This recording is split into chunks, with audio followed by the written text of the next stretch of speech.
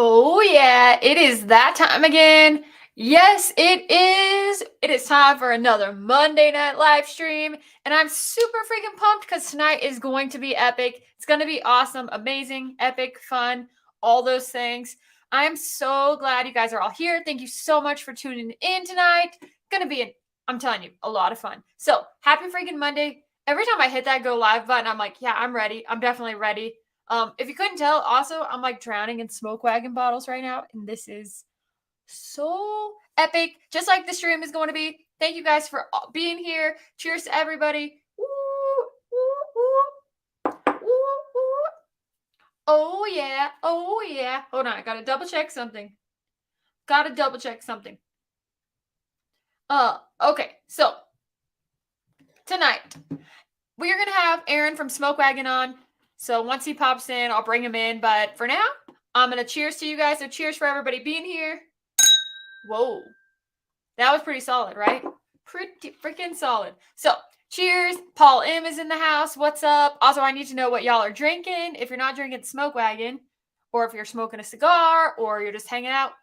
Yeah, Smoke Wagon. Let's go. Cheers to you, Bubble Bath. What's up?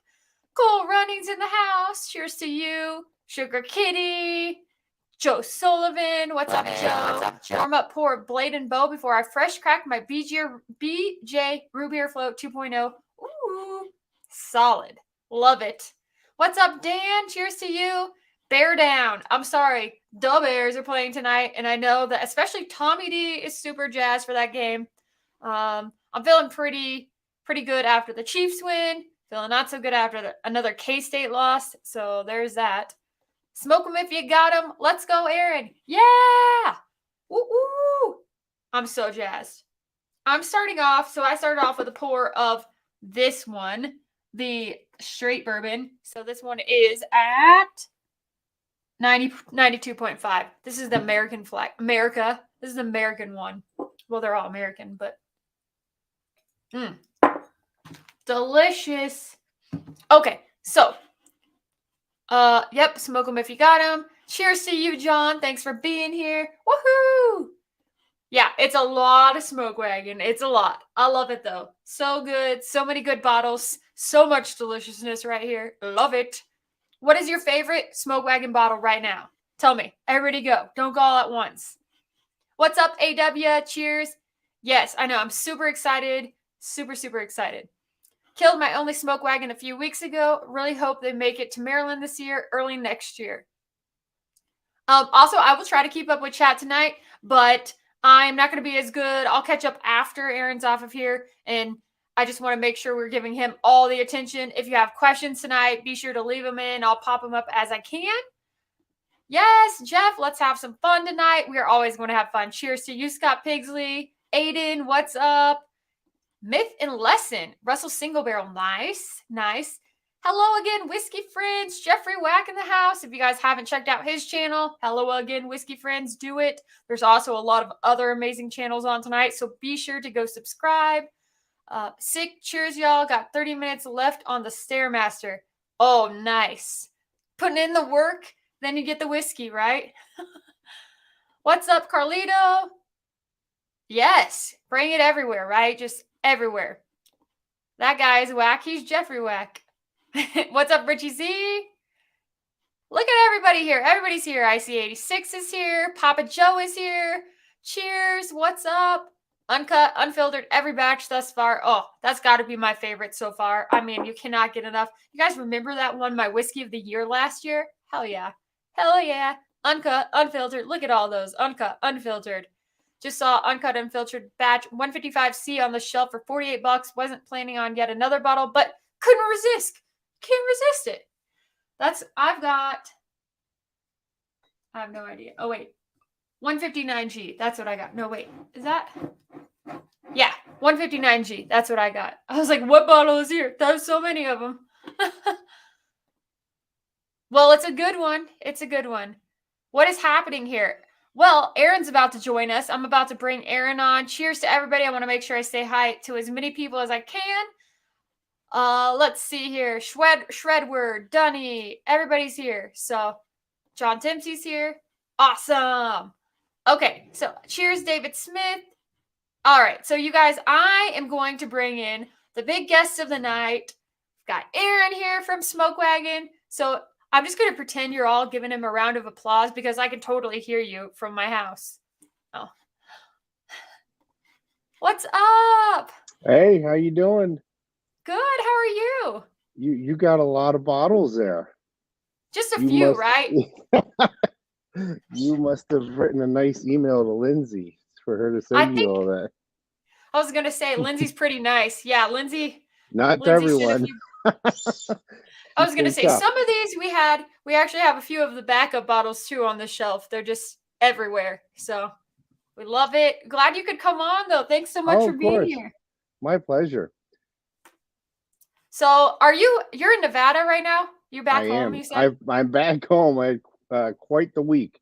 I went to Nashville for a few days to do a charity auction out there that was pretty cool for healthcare. And then I flew home and then I got back at night, and then I had to go to the distillery and do a bottle and bond blend at like 8 o'clock at night. And then the next day I flew out to Phoenix to do a dinner.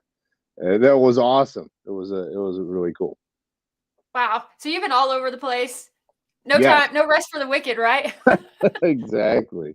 Yeah, it's a little crazy because all the stuff like releasing the rise and all that. I had to plan it so long ago, and we're still in our old space, and so getting it all done is it's a little crazy. But there's worse problems to have.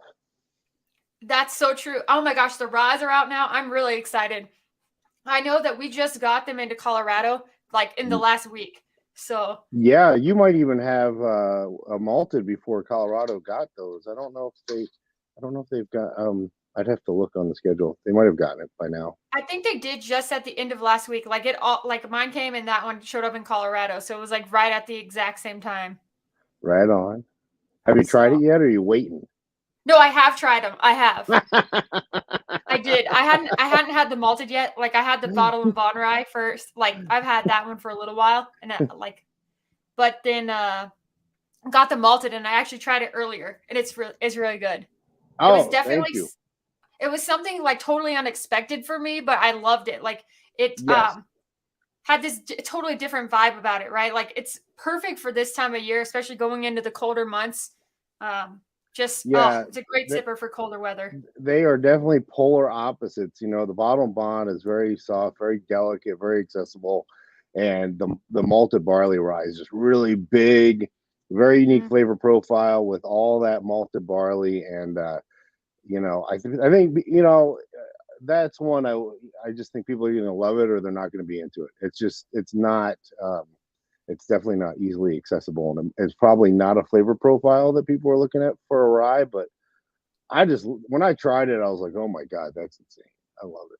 I love it so much. It's so good. No, I agree. Yeah. Bill and I actually had the complete opposite. Like you said, I think it's like it will fit some profiles and it maybe won't hit other profiles the same way. Cause I was like, oh, this is really good. And Bill's like, this is really different. Yeah. I can see it. Yeah. I mean, I can see it. It's like you can't. I mean, for anything, it's like obviously you can't, as a supplier, when you're making this stuff, you can't get upset when somebody doesn't like it. I mean, it's not everyone's going to like everything, but this one in particular, I mean, I just knew it would be more of like a sort of a niche audience, and people are either going to love it or they're going to be like, oh, well, that's weird, that's interesting. But I, for one, I'll love it. I'm crazy for it. It just makes me think of fall going into winter. The flavor especially though, it's just one I'm gonna drink this all winter long. Especially sitting by the fire. I'm excited to try to find a cigar that pairs with it because I've actually become a big cigar fan over the last few months. Like I Oh, didn't right used to on. like them as much, but I know you're a big cigar fan too. So Yes, I think a lot of it, a lot of it sort of depends on how you store them. I think a lot, Mm. especially living out west, Oh yeah. uh, keeping cigars at like 72% is too humid for here. They'll just blow up and they won't smoke right. And so that was a lesson I learned. I keep them like between like 67, 68%, and then just not every cigar is going to smoke well on. I got a plane flying overhead. Not every cigar is going to smoke well in low humidity. I mean, some of them just blow up, and so. Yep. But I love them so much. So We you got a pouring your humidor. uncut? Oh yeah, no, I just poured the malted rye just because we were talking about it, but I Oh, I thought started I with saw you pour uncut. the uncut. Okay, Yeah, I did. you already had the uncut. I've been all over the place. It's kind of my nickname here. They call me the squirrel. So you never know what you're gonna get. I might come Mm, completely out of left field to you, but no did you problem. come back and it was a lot colder there for you? Like after Oh being gone yeah. for a couple it's Oh, like well, no, I came back and it was windy and the air quality. It was dusty. The air quality was hazardous. And then when I woke up the next day, it was cold. ugh. That's how it was. Today we had our first freeze here. It was Oh, like late, super late for oh, Colorado. is it late for you? Yeah, Yeah, it I mean, talking about the weather, it's always like one of those things. But when you live in these environments that are so extreme, like especially here, like this was a very late fall, like it stayed hot for a really long time, but July it rained and it was cool and gave me false hope, and then it just like was hot forever. I'm it's like ready. that I'm false ready. fall, false fall, Yeah. second summer, first winter, then you come back to false fall, and then oh, bam, there's summer again. Oh, jeez. Yep. Oh my gosh. Okay, so people are jumping in with some questions. Oh, a lot of people are Oh, like, "Yeah, sure. I got to keep mine at 69%, 65 degrees in Washington." Another person said 69% Bovadas, however you say that, in the Tupperware. You know what? We In did the that for a Tupperware. long time. Those are great. We did that for a long time because we didn't have a humidor, and then I'm like, okay, we're getting more cigars. We can't keep up with this, and we need something to regulate. So we just got a humidor. I don't even know what it is, but it Yeah, works. I ended up having to get a cabinet because I had so many humidors.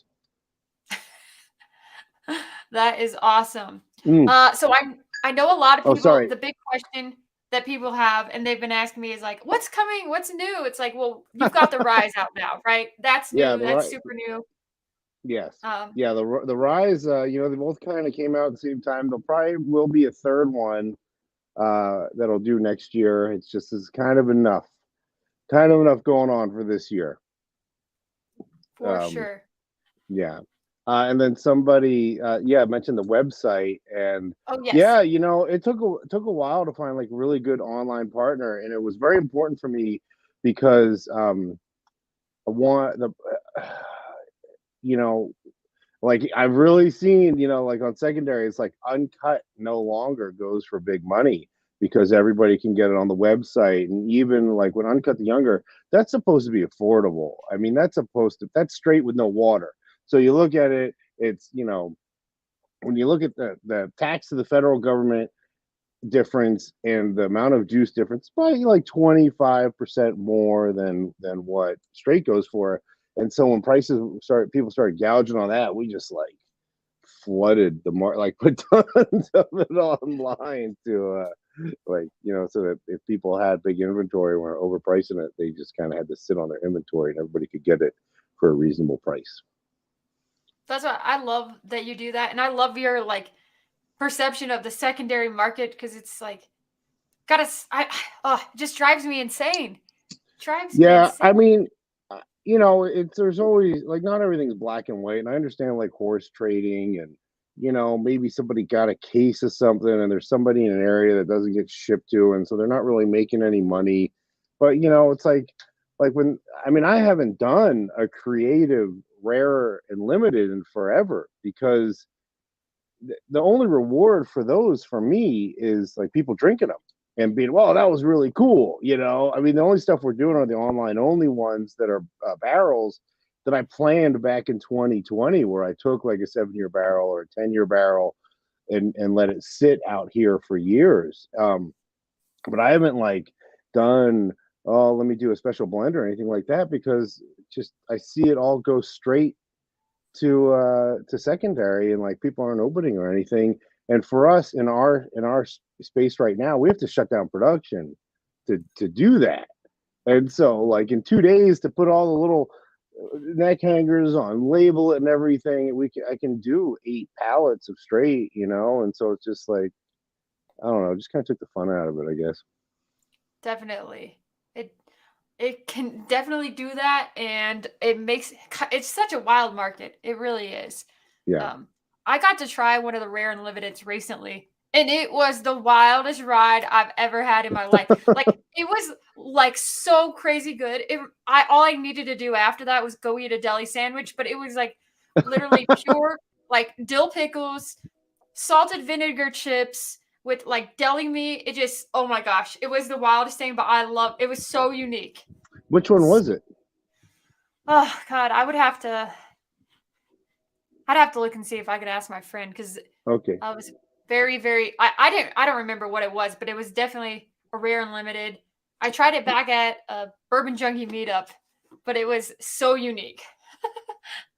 So I'm a big dill pickle fan. you're having the malted rye right now? Yes. All right. I don't have batch 2 at home. I only have batch 1. Oh yeah, I've got two. You know I know. what's crazy I about saw the this? notes. I don't even know how you got that so fast. I was gonna say because it says it was bottled on October 13th. Yeah. That was 9 days ago, and then it Yeah. showed up at my house on the 17th, I think. Yeah, because they did that while I was out of town. They bottled those. I batched them all before I left. This Mm. one has like vibes of Mm. Christmas to me. Oh It's like yeah. sugar cookie, spearmint, like Yeah, all that candy. malted barley brings so much. Yes. I mean, like like the label said, the only way you can describe that flavor is malt. It's so sweet, and it's got that cereal flavor, and Hmm. then the rye, and being 100% small grains. It's only 4 years old, but small, high floor, fifth floor, and being 100% small grains, it's not going to have like that harsh vegetative youth the way corn does. And so you Mm. want to, for me, anyhow. I mean, I'm doing all I can do is do stuff so that I like it and hope other people like it too. But experimental rye F, that one was like insane. Yeah, that was crazy. But It was wild and good. mhm. Do you notice much difference in the quality of the MGP juice you can now get compared to 1 to 2 years ago? No, it's all sort of. I mean, it's tough because now my inventory is so vast, and I'm pulling from so many different locations. And then also we get, I've been using some palletize. I burned through those at 4 years old. Not really. I mean, I will say that if I do see any difference, I would say it's for the better because I'm getting young, like 4 year, like that's like I feel like I don't know if I could have done uncut the younger back in the day to take only 4 year and not add water and have it be so soft and candy and delicate with no vegetative youth or harshness. I mean, it's tough because I would say my blending's come a long way in the past few years as well. But no, I mean, it's all like some are good, some are bad, and that's just how it always has been. I mean, I remember in the beginning, like the 4 years, my first 4 years that I pulled off Warehouse G, God, those were so harsh. So I really feel like they've gotten better. I think that's true with so many bourbons. It's like you're gonna have some that are really, really good, some that are a variety of things, and some that are just different, and some that are not to the liking of everyone. So just that's any bourbon, any whiskey, really. Yeah, I mean, well, the thing is, like now for like 4 years and things like that, I'll be pulling off. I'll have like 6 different locations, and so if I'm doing something like straight or uncut the younger, it's not like, oh, we dump all our 4 year barrels into a big tank. I'll dump every location in every floor or palletized into its own tank. So if I'm doing straight or uncut the younger, I've got like 5 or 6 different tanks to work off of. So even that, I can really dial in the finish, which is where the work comes in. It's very easy to go through them all and be like, oh, this one has this flavor profile. I'll add some of that, and I'll add some of that. It's getting each finish to cancel the other one out, like each unpleasant finish to cancel the Mm-hmm. other one out. That's the hard part. Yes. Yes. So now let's see here. Now that there's bourbon and rye stock, it's gonna be a rye blend. Oh, come on, bring it in! I love the Why? rye. Yeah, I mean, maybe, sure, why not? We'll see what happens. Like what the hell? Sounds like a When good is idea. uncut the old? That's regular uncut. Regular uncut is uncut the older. You know So what you I can't. was actually I was shocked by, but I've done uncut the younger and uncut unfiltered in a blind with each other multiple times. And I think that they're done so well that they are, I mean, they're both just like one time I picked uncut the younger, like actually a couple times I picked uncut the younger over the regular uncut, the order. Uh, I have said when I did it, I was like, there's going to be people that like that better because it has no oak. And even like, I was doing a blend and I really liked it. And I let Lindsay try it, and she was like, this is like doesn't taste like uncut the younger because it had too much oak. I was like, you know what, you're right. It's supposed to be straight without water, and straight's accessible. And most people who aren't big bourbon drinkers, they don't really like oak. They don't like tannins. And so I was like, I'm gonna go, reblend it Mhm. to get it to taste to have a specific flavor profile as opposed to uncut where I'm just like, woo wee, I really like this. Let's fucking roll with this one or whatever. Um, and yeah, so like I've even seen reviews where people are like, I like this better than regular uncut because it's so soft and so gentle, and that's because it has no old juice. And that's the irony. Like when people, I shouldn't say people, when like haters, sometimes they talk about like, oh, this uncut batch is terrible. It has too much young juice, and that's like literally the one that has like none, no young juice. So like all the '70s were the ones that got like a lot of hate where people are like, oh, it's over, it says too much young juice. I'm like, that's just 6, 7, and 9. There's no 4 or 5 or anything. It's the harshness that you're tasting is tannins. It's just all old, and Mhm. and so it's and young and old are irrelevant. I can give you a 4-year off a 6 floor and aware the southern Yeah. facing wall that you would think is 8 or 9 years old. You wouldn't, the I average person wouldn't know. I think that's probably one of the biggest misconceptions in whiskey of all. Like, that's the one that gets me every time. I'll be at events and someone will be like, I personally don't drink anything that's younger than 15 years because it's it's not it's not worth my money and it's not going to be good. It's not going to be as Yeah, good as yeah, something else. sure. And I'm like, "Are you kidding me?" Like, and I've been at multiple events where I've heard this, and I'm just like, "Are you crazy?" Like, sure, that's your opinion, and you're entitled to it, and you can drink your whiskey however the hell you want. Yeah. That's fine, but also maybe open your mind a little bit to and trying new things and learning That's that. like people that say, "Oh, I won't smoke anything. I only smoke $40 plus cigars." You're like, Yeah. yeah, well, you're missing out on a lot of really good cigars because most of them Mhm. are not that expensive. Or So or you can't get a good bottle of whiskey for under $100. Like, Straight's what? won 2 double golds. I mean, I'm like Oh, super. yeah. I'm more happy. I shouldn't say more happy, but I'd say it's more important to me that Straight's won double golds than uncut because everybody can get straight. We crank that stuff out. It's all over the place, and for having our entry level, easily accessible, affordable for anyone, um, winning those awards, I think that's important. That like the stuff that like really moves is as equal quality is important to me. Definitely. I think, yeah, it all comes down to quality, right? Like Hmm. 50 years, 10 years.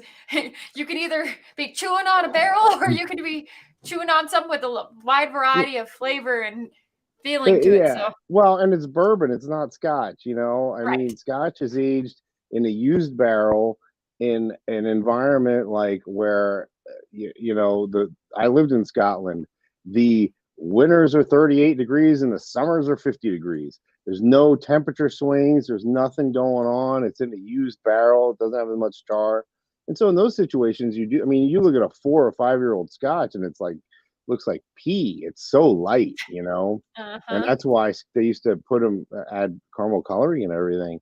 But for bourbon, especially ours, like number 4 char, especially rack stuff. If it's on a 6th floor, high floor, especially in Indiana where they have super hot summers and very cold winters, that's a lot of movement. And I have the 7 years from the sub basement. They just weren't aging at all. Yeah, those could get Mm. 25 years, I guess, because nothing was happening down there.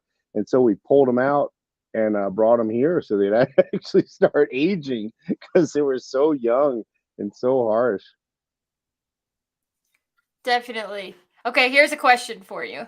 There's a few in there, but will there ever be smoke wagon honey barrel finished hopping on this trend?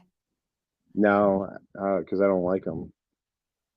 I don't I'm not a Don't huge fan of honey finishes either myself. I I've don't like had any I don't like any finished. I mean, I shouldn't say I don't. There's no finished barrel that I prefer over just bourbon or rye. right. I So like the no, flavor. Yeah, maybe my palate's too delicate, like sensitive or whatever. I mean, that's the thing. Like when I'm doing blends and I'm trying to get rid of tannins and I can still taste something, everybody else tells me they can't taste it. Like, no, it's still there. But yeah, mhm, I am not a.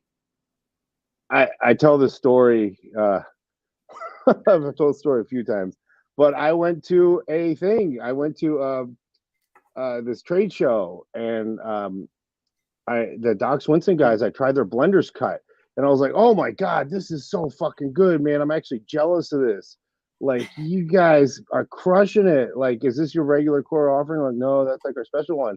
I'm like, well, what are your regular ones? They're like, oh, all these finished barrels. I was like, oh, I don't like finished barrels. And they're like, well, just try them. I was like, please don't make me try those. And they're like, well, just try them and tell us why you don't like each one. So I had to try. Like, so I went through each one and ugh, said, this is why I don't like this, and this is why I don't like that, and I don't feel these flavors go together, and this is doing this to this one, and this, and it's like there wasn't one that I liked. I don't know. I don't, and it's not like judgmental. Like if right, people like them, they like. I mean, that's like when people say, "Oh, how should I drink something?" I'm like, however you want. It's like alcohol's an indulgence. It's not good for you. You should enjoy it. Drink what you want.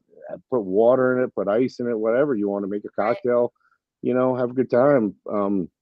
But for me to do a finished barrel is I don't like it. So there's I don't know. It would just be compromising, I guess, for me to try to I do think that's something.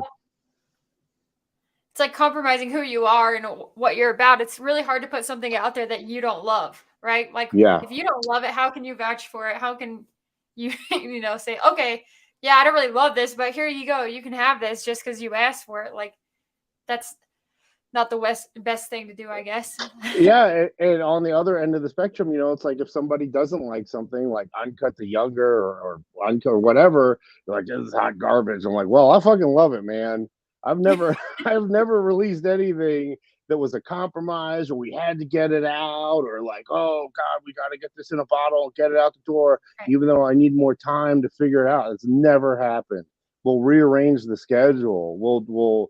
I've done that where I couldn't figure out an uncut blend, and I was like, well, let's see if we can do small batch. And adding water changed everything. So I was like, well, hey, let's just do small batch, deplete all these tanks, do a fresh barrel dump, and come back to it. And so I've never released anything that I felt was a compromise that I didn't love. And so if people don't like it, I'm like, well, fuck.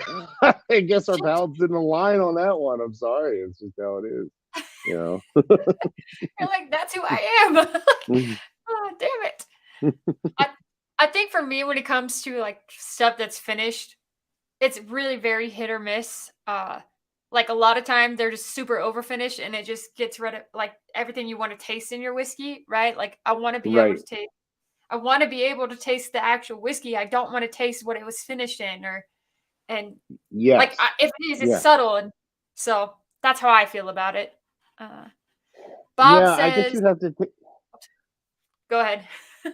Oh, I mean, I don't know what to compare it to because if you compare it to like, I don't know, I, I don't know. I guess maybe it's like I don't know. Because I want to say like flavored coffee, but that would be insulting because flavored coffee, nobody likes that. That's like, I mean, I like coffee. I don't want to put flavors in it. I want that, Right. you know what I mean? It's like when I drink bourbon Right. or I drink rye, I want a specific experience, and that the flavored is not that experience. Finished is not that experience that I'm looking for with that stuff. For sure. No, I feel the same way about my coffee too. I generally try to keep no flavor in it. I mean, every once in a while I'll throw like a little bit of cream or a little bit of cinnamon in there, so I like it a little spicier in the Oh, wintertime. But oh God, or like the Mexican chocolate with the cinnamon in it, oh, or horchata. Oh, oh yeah, or like so good. I mean, sometimes in the winter I'll take like the Ghirardelli hot cocoa mix and put it with coffee. Yes. I actually did that this weekend. I had I put a hot packet like in my coffee and then or a hot chocolate packet and then whipped cream on the top. Yeah, yeah, I've made that blend to take with me when I've gone out in the desert in the wintertime when it's like snowing out there, and I know I'm gonna make a fire and I'll bring like this hot cocoa coffee mix. A lot of it is so that I can, drink like so it's not it's like lower caffeine, so I can have like I can be there for a couple hours having like cup after cup and not be like, ooh. Ooh, barrels, barrels, barrels. Oh, I love it. Okay, so Bob says Las Vegas has a lot of tourists. Are there any plans to open up your operation for visitors? Oh my God, yes. We bought 4.5 acres over in the Arts District during COVID. It's this insane piece of property. Uh, I think we're supposed to submit for permits this week. We've just been waiting on engineering. All the longest thing, I won't bore everybody, but getting soil samples took forever. We had to do drainage reports, which nobody understood because the whole thing's paved because it used to be Showtime tours where they had buses and this massive parking lot for everybody to park and get on the bus tours. And then I think the only thing that we're waiting on is like putting all our HVAC ducting through this one wall. It's this old building. The engineer's trying to figure out how to do it, reinforce it so it doesn't fall down and kill everybody. Minor but details. but yeah, it's gonna be insane. Like so, we have like it's multiple permits. So like the first permit is just to get in there and build a fence, and then the second permit is to put a second building and beautify the existing building, and make it look like an old Spanish mission, and do like awesome landscaping. And then once that's done, we'll slowly develop the 4.5 acres over time. With plenty of turquoise involved as well, right? Oh, for sure. That's awesome. I can't now I'm really excited. I had no idea that y'all were doing that, but that is awesome. Just another reason we can just go to Vegas now. Yeah, and it's funny too because like all these things, like my architect was like, "You're so chill about everything." I was like, "Because everything that like is delayed or seems like it's going wrong, it always works out for the best." And Mhm. now it's like all the prices have dropped, everything's coming down, and nobody's working. And so all of a sudden, there's all these contractors that want to work, and you can get like lumber again, and you can get steel again, you get all this stuff again because sort of people building houses and everything is kind of slowed down, and so Yeah. you know, it is what it is, as they say. It always comes back around too, right? It's just a cycle of life. You Oh it's yeah. like a year ago, everybody was paying like over we were talking about this weekend, but it's like paying over $100,000 extra just to get into a house, like skipping Hmm. inspections, doing ridiculous stuff.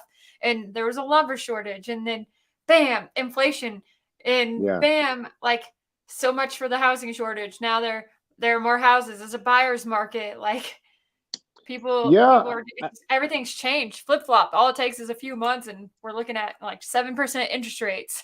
Well, yeah, it's like everything's like you said, it's everything's cyclical and fleeting. And I've owned bars since 2019, and you just see things come and go. And like even when I first released Uncut the Younger, well, actually before I released it, when people saw the cola label approval, they're like, "Oh my God, whoa, what are you out of old juice?" It was like, well, if I was out of old juice, it just make Uncut young and make more money, but there can't be Uncut the Younger without regular Uncutter, And I was Right. like, I just kind of feel like just in case the premium bourbon market kind of takes a hit, it sure would be nice to have an affordable cask strength bourbon. You know, a lot of people, especially during COVID, you saw a lot of people start drinking at home, going to liquor stores, and a lot of people, you know, especially compared to like 7 years ago when I first, you know, or even 2017 when I first did Uncut Unfiltered, there was like 3 or 4 cask strength bourbons. There was nothing out there when I did that, and and so it's like, you know, having a cask strength bourbon that retails in the low 40s, I think is, you know, people appreciate it. And then especially in June, when we're in the new space and I have more barrels turning full year, we can really crank that stuff out. I think it could even get even lower. And so, you know, I just think it's important to have stuff that average person can afford. That's a superior quality product, you know. I completely agree with you. And I've had a lot of people say that during my videos because I have such a variety of people that are watching videos and commenters, and I have to keep that in mind, right? Your audience is just you have people that will spend $30 on a bottle and nothing more, and you have other people that are like, I'm going to spend $100 or more to get a good bottle that I want because I think I need to spend that premium amount to get something good. Or you've Right. got people in between that are willing to, go all over the place. So it's just Yeah. there so many a variety of palettes, a variety of like budgets that people have. And I mean, what you're saying, like getting a cash drink at like $40 or whatever, that's just absolutely insane and incredible that you've done that for people. Oh, yeah, yeah, because that's what, you know. It's like what even you know, I've never lost sight of the fact that there are people that when they go buy a bottle of Uncut Unfiltered, that's a lot of money for them. You know, I mean, yeah, sure, there's people Right. out there buying bottles for $1,000 on secondary, where we do these charity auctions where like that charity only bottle, too hot for retail, goes for like 7 grand. You know, and you there, it's like you can't lose perspective. You can't forget that there are people that, you know, and so that's why I always, for everything I do, I want to make sure it's the best I can do it, because I know that, you know, yeah, sure, there's people that go through a bottle of Right. Uncut a week, and then there's people that save up for it, and and it's a special bottle for them, and I want, when they crack it, I want them to have the experience that they're hoping to get, that they feel like that, you know, they see have a, I don't want to say, you know, like, it's tough to use words like deal or whatever, but I just want it to be perceived as like, hey, I spent this money. It was worth it was worth it, Right. you know. It's Right. not Like, $75 for a 4 year. And I think that is where like you can start talking about age, because you know, 4 year can be delicious, but it's 4 year. So it shouldn't be expensive. That's mhm. why, you know, the straight is retails where it is, where now I see it at stores for under $30. That's less than like Jack Daniels goes for. And we don't even have incentives. That's Brown Foreman. They're giving that shit away, and they're Mhm. offering all these case deals and all this stuff to do, you know, 9, 10 million cases a year. And so, and that's 80 proof. This is 92.5 proof, so it's more tax, and it's a more expensive mash bill because 36% rye. You know, small grains are expensive. I think that is super interesting. I remember the last time you were in Colorado, I think you were talking about the tax rates on things. That's what blew my mind. Like, I don't think a lot of people realize, like, if you go up in proof, right, you have to pay Yeah. more tax. And Well, yeah, and that's then, you know, we're out. I would say 50% of our sales are outside of the Craft Modernization Act. The first 100,000 proof gallons you sell, you don't have to pay like $2.80 a proof gallon, but over 100, it's $13.20. So for like a bottle of Uncut Unfiltered, that's like $3.80 a bottle in tax, you know. And so people are like, our bottle should not sell for this. I'm like, based on what, man? It's like right there is $8 in tax, you know. If you expect everything to be a minimum, and it's a premium product, so you kind of expect to have more than like 50% more, you know, you want to be making more than like 50% on your stuff. So it's like, that's like already like $9, you know, and that's why I never did. But yeah, it's crazy. The tax is crazy. $9. That's insane. I didn't even. Yeah, That's really insane. People are like, all the everybody wants a turquoise metal on the new bottles, clear bottle with a turquoise label wax. Oh, that would be awesome, actually. Yeah, that would be awesome. Special bottle, like I don't know. The experimental was pretty almost. It was still green. Yeah, we'll see. I mean, the Desert Jewel was close to turquoise because it's blue, but it's got silver metallic in it, which lightened it up. It's my favorite packaging so far. I've never seen it in person, but I have seen it online before. Not on secondary, just just in a photo. But what I think is crazy is that's another part of it too, right? The bottles, the bottle design, the bottle shape that draws people to it. It blows my mind. Like how many people will just they go to the shelf and they're new to whiskey, and I'll be in a liquor store and I can see people that are just like looking at the bottle based on the bottle. And I think I even did that when I first got into it. It was like, does the bottle look cool? Maybe I'm gonna pick it up just because the bottle looks cool. And these bottles like are freaking awesome. So makes it easy to want to do if you, Yeah, I especially if you mean, don't know what you're looking at. it's tough. It's tough to say like chicken or the egg thing. It's like I came from the bar business, and especially during the big craft boom, probably, I mean, 2009, we had all these craft brands coming to us, and I think the packaging, I was like, man, what am I supposed to do with this? First of all, it's very expensive, so it's got to go in the back bar. Mhm. It looks terrible, and it's alcohol. So people are going to look at that bottle and they think they're going to trust it, like based on, and they're like, but we made this. I'm like, nobody gives a fuck, you know? and so, Amen to that. but that dictated the shape of the bottle because I knew that it would fit on the back bar and then also liquor stores. Um, it would fit in a speed rail. It's got a nice neck, so if we ever did one where like volume mover, like straight, it's easy. Um, and then I designed it all for the vodka for Silver Dollar. And when I did it, they told me it couldn't be done um, because it's metal, it's not wax, and they said that would be a contact point on the assembly line. And like back then, I was like, oh, assembly line, it's just me. But so I had to build it on this 3D program called SketchUp and show them that if we did these bumpers above and below the label, and if I recessed it a certain amount, that the metal would not contact metal because they were trying to tell me to do it in a flat bottle. I was like, I'm not doing a flat bottle; they get turned sideways.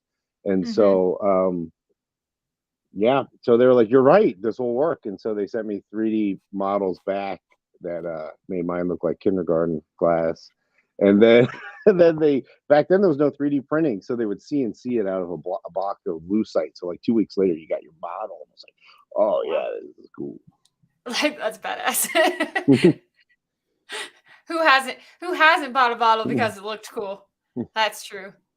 Well, the That good is news, the good thing too, is that we were able to get it so like it doesn't like add a lot to it doesn't add a lot to the cost, especially the volume we're doing now, and that we own the molds and so because that's always been important to me because that's one of the reasons nothing comes in a box is because boxes add so much, and I just can't do it, you know.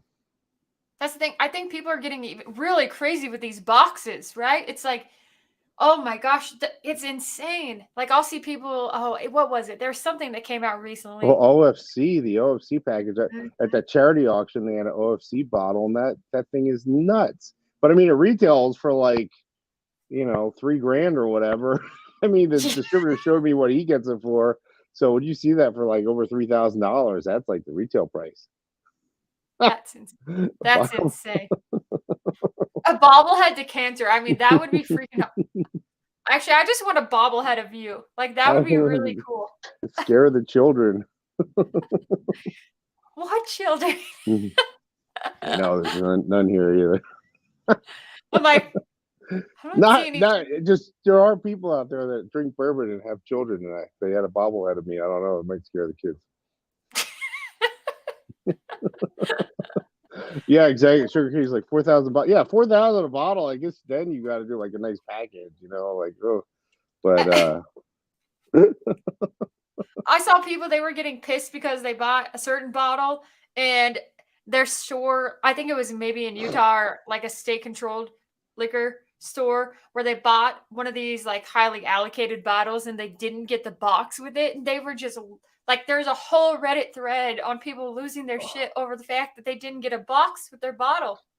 There's people that have lost their shit over the fact that the distributor or the retailer lost the coin off Rare and Limited. They're like, I want that coin, you know. They're like Which sending you messages like, where the hell is my coin? mhm. Like I paid for this coin. Somebody told me this Oh guy like boy. had a meltdown in the store, like that they didn't have a coin.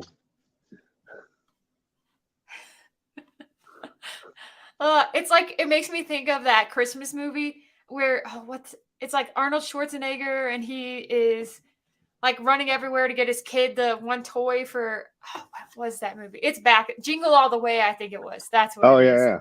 It makes me think of that, and they're like getting into fights over this crazy toy. Like, there's only one of it. You're getting it. Guess we're still doing the same thing as adults. You don't drink the box.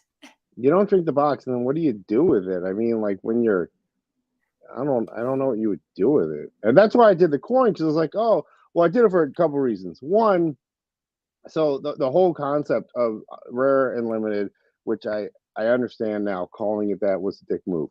But you got to remember, in March of 2020, it was like we were like two states, and like batch number one was 1,600 bottles. You know, that's like enough for everybody.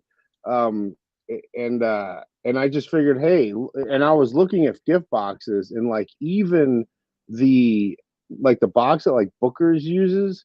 I mean, that would have been like $9 to me. That would be like $20, on top of the price.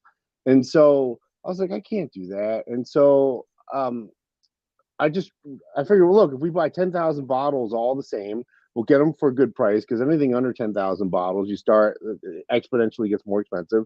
And then we'll get these neck hangers to color coordinate with which expression this rare and limited is supposed to represent. And then you know, and when you're done, you could turn into a keychain or I don't know, like use it as a challenge coin or something. Yep. But it won't take up a lot. Put it in your junk drawer, but it's not like a big box. And so, but man, that was funny when they came out. People were like, "Oh my god, coin! What are these participation medals?" Ooh. I was like, I just thought it was pragmatic way to do inexpensive packaging. Little did I know what they would Sheesh. end up going for. You know, that was like the only 5 year. The only 5 year was supposed to be like, oh, wouldn't it be fun to do like a rare limited single barrel that only costs like $48 retail? That shit sells for like $4,000 on secondary. It's insane. Oh my god, that is insane. I give the boxes to my kids. They put their Pokemon cards in them. That's a good idea. I should start doing boxes and got to get those kids started young. Then they'll remember when they grow up. They'll be like, I remember my Smoke Wagon box that had all my Pokemon cards. Boy, I want some Smoke Wagon now. I should probably do some Smoke Wagon mobiles for the cribs. You Oh know, my god, that's it. We're getting the next generation ready for the smoke wagon. like 15 years from now, telling our grandkids about smoke wagon, uncut, unfiltered. Back in well, look, my day, I hope it's still around. I mean, will be.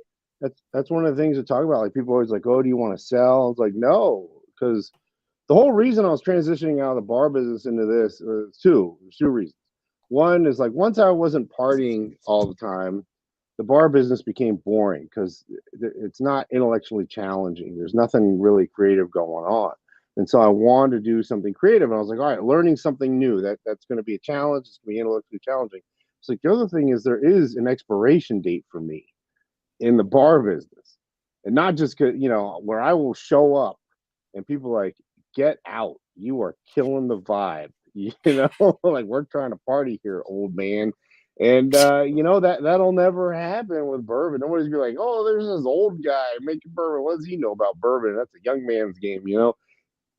That's never gonna happen. So I really thought it'd be something I could do forever because I like working and I like doing stuff. So, I like doing less, and it happened. Like I don't have to do physical labor anymore. That's cool. I was kind of over that, but you know, and so Right. like, so when I do these things, and like trying to create these affordable bourbons that everybody can get and all this stuff is because truly try to, you know, build a legacy that, and so hopefully people's grandkids are drink this stuff. That would be amazing. I'll be dead, but my But you built your legacy, and I think that's so cool. Like, I feel like I've had these thoughts lately of like, okay, I'm doing this YouTube channel, and people are like, how long can you really do a YouTube channel on whiskey? I can do it as long as the hell I want to. Like, I can do it for the next 20 years if I want to. There's oh no yeah, age limit. There's no age limit on whiskey tube. Plus, this isn't my. I mean, is this what I would love to be my full time job? Oh yeah, that would be that's the end goal, right? That's what every YouTuber wants. They want this to be their full time. They want to have their own, their own brand. They want to build like right. have their own whiskey company, whatever. Like we all have different things, but it's all about like leaving things better than you like came to it. Like if I can like bring some knowledge to the community or somehow like entertain people or make their day just a little bit brighter. That's what I'm here to do. So maybe I can't make great whiskey that carries on a legacy, but it's still something I'm doing. So Well, your it's fun. YouTube, if it blows up, your YouTube can carry on a legacy. I mean, and that's the thing that I think a lot of people don't really realize is like the passage of time, and that's why I always do these events, and I always like to do bottle signings and things like that, and connect with people and let them know how much I appreciate them because they're the reason I get to do it, and it's very rewarding, because like it is creative, it's creative endeavor, and when people are like, "Hey, I really like this," I'm like, "Oh, that that means a lot." Like I really it does, and and everything we've ever done was always about the future, and so when people were just trying to buy 4 year, I was buying 12-month-old stuff, or focusing on new distillate. That way, I knew that hey, when this stuff comes of age, it'll be affordable as opposed to like $75 4 year, and because I wanted to make, and even having like straight or uncut the younger, it's like about the health of the brand and making sure well rounded Mhm. because to do it forever you have to have people wanting it forever. It Right. can't just be based on hype. It's like that was always my fear. And so the goal was always to pass through the curtain of hype, and that was why there's many reasons why I stopped doing barrel picks, but one of them was to like let's focus on what's real and understand if we're a real brand. And and one of the things that people like ask me like, oh hey, what made you realize you made it? Was when a bottle sold for this on uncut? I was like, oh, I'm sorry, on secondary it was when the bottle sold big or whatever. I'm like, no, so when straight became allocated, that's when I knew that's we can't make enough straight. All right, that's when I knew because that ain't getting pictures. People aren't taking pictures of it. It's not an Instagram darling. It's and even I know people. I have friends or people I know, and they'll like travel or go out of town, and they'll be at somebody's house, and they'll see straight, and they'll be like, "Oh, I know Aaron," and they're like, "Who's that?" Like, "Oh, Smoke Wagon guy. He's got a cowboy hat on. He does Instagram videos." Like, I don't know who that is. I just went to the liquor store, and they told me it was good, and I tried it. And it was really good, and for the price, so I kept buying it, and I was like, "That's that. There you go. That's where I want to be." You know what I mean? And so it's cool. I'm very happy, and I mean, all these people that are taking time out of their lives to be on this YouTube, it's amazing. I'm very appreciative. Feel very fortunate. I completely agree, and I think that is so cool that you like spend the time getting out and about, and you're there, like meeting people and doing things, and like like when we see and we can associate you with your brand, like we're like, okay, Aaron is such a badass person. Like from at home, like from a viewer perspective, we think you're a badass person. Like you are who you are. You're straight, uncut. You literally are uncut, unfiltered. You're a badass, and you just tell it Well, like it thank is. you. You're just who you are, and that's what it draws people to you automatically. But then the fact that you're out there meeting people and like talking about your whiskey and why you love it, and that makes it even more real to people. We want, like, personally, I want someone who's real. Like, I don't want someone who's just like giving me like, okay, here's my PR pitch for the day. I've got this for you. Try this bottle. Enjoy it. No, like, Oh where's yeah. the real person? Like, where's the Well, like the realness? well, yeah. Even when I do dinners and stuff, I'm like, everybody, feel free to ask me questions because I don't have anything prepared. You're not going to interrupt me. Like I just go with like what the room is like wants to hear and try to figure out what people want to hear and what stories they want to hear um and you know, because I want to and I want to make sure everybody has a good time and they're enjoying their experience, you know. And like even when I do signings and things like that, people are like, man, this is like the best because you're like really here, you're present. I'm like, well, because everyone's important, you know. It's all very important. And even during COVID, I would do Zooms with bourbon clubs that had like 30 people, and they were like, I can't believe you're doing this. It's like, why wouldn't I, man? You guys asked me to. I mean, you know, and they're like, well, we're like nobody. I'm like, nobody's nobody at all. Everybody's. I mean, I'm nobody. I'd start off. I was a construction laborer. You know, it was like still have the back problems because of it, and so you know, it's like it's. I don't know. It's just really cool. I just really appreciate everyone. And we really appreciate you. No, I totally like. It's funny because I actually messaged the Smoke Wagon account after I had a little bit to drink because I really wanted to ask you to come on, and I was like, Bill, my fiance Bill, he's on the channel with me some, and Well, I he, met both of you in Colorado. I yeah, mean, you did, and we were like, oh, we really want you, we want to ask him to come on, but you know he's a busy guy, and then I was like, I just had a few drinks one night, I'm like, hey, do you want to come on? You want to come on to the channel? Of of course, course. yeah. So I've Bill, seen a few and Bill people. also, Oh, he loves you for your barrels. He cannot get enough of, like, he's literally like, oh my God. Aaron is the funniest person in the world, but the barrels gets me every time. He'll walk around and he'll be like, barrels. that was definitely a de-evolution because they used to show up and be like 5-year barrels, 10-year barrels, 7-year barrels. Then it just turned into barrels. Um, but I mean, a lot of it was shaped by sitting in my bar and having brand reps and fucking just sales reps from distributors just feed me bullshit and not be real. I'm like, you guys want me to invest in your brand, or also they would become big, and I like, especially Vegas, like Las Vegas. I introduced a lot of stuff to Las Vegas because Las Vegas is always behind because the casinos are such monsters, Mm-hmm. and so it's all big brand focus, it's all big money focus. Like a lot of it's changed because the TTB's cracked down, and has sort of uh, limited the illegal interactions between suppliers and retailers. But there was a time where like there was nothing but Brown Forman, Diageo, big stuff. And so for me, I was always bringing like smaller brands or even like Sazerac stuff, because they weren't really spending the money in casinos. And so like I used to have all the Pappies and all the everything and like all these other brands, and then they get big and they're like, oh, well, you're just a bar, you can't compete with what the casinos are doing, so like fuck you. And I was like, oh yeah, that's cool, thanks guys. And so it's just like I was like, I was like, I'm never gonna be like that. Yep. I'm always gonna appreciate everyone, and hopefully I'm doing it. Hopefully. Well, you're doing a great job at it. I want to shout out to Joe Sullivan for the super chat. Aaron is the most visual face of any brand in the industry. Cheers to both of you. Cheers Cheers. to you, Joe. Thank you so much for the super chat. And then we've got Drifting Drams. I popped him up a little bit ago. I got to go back.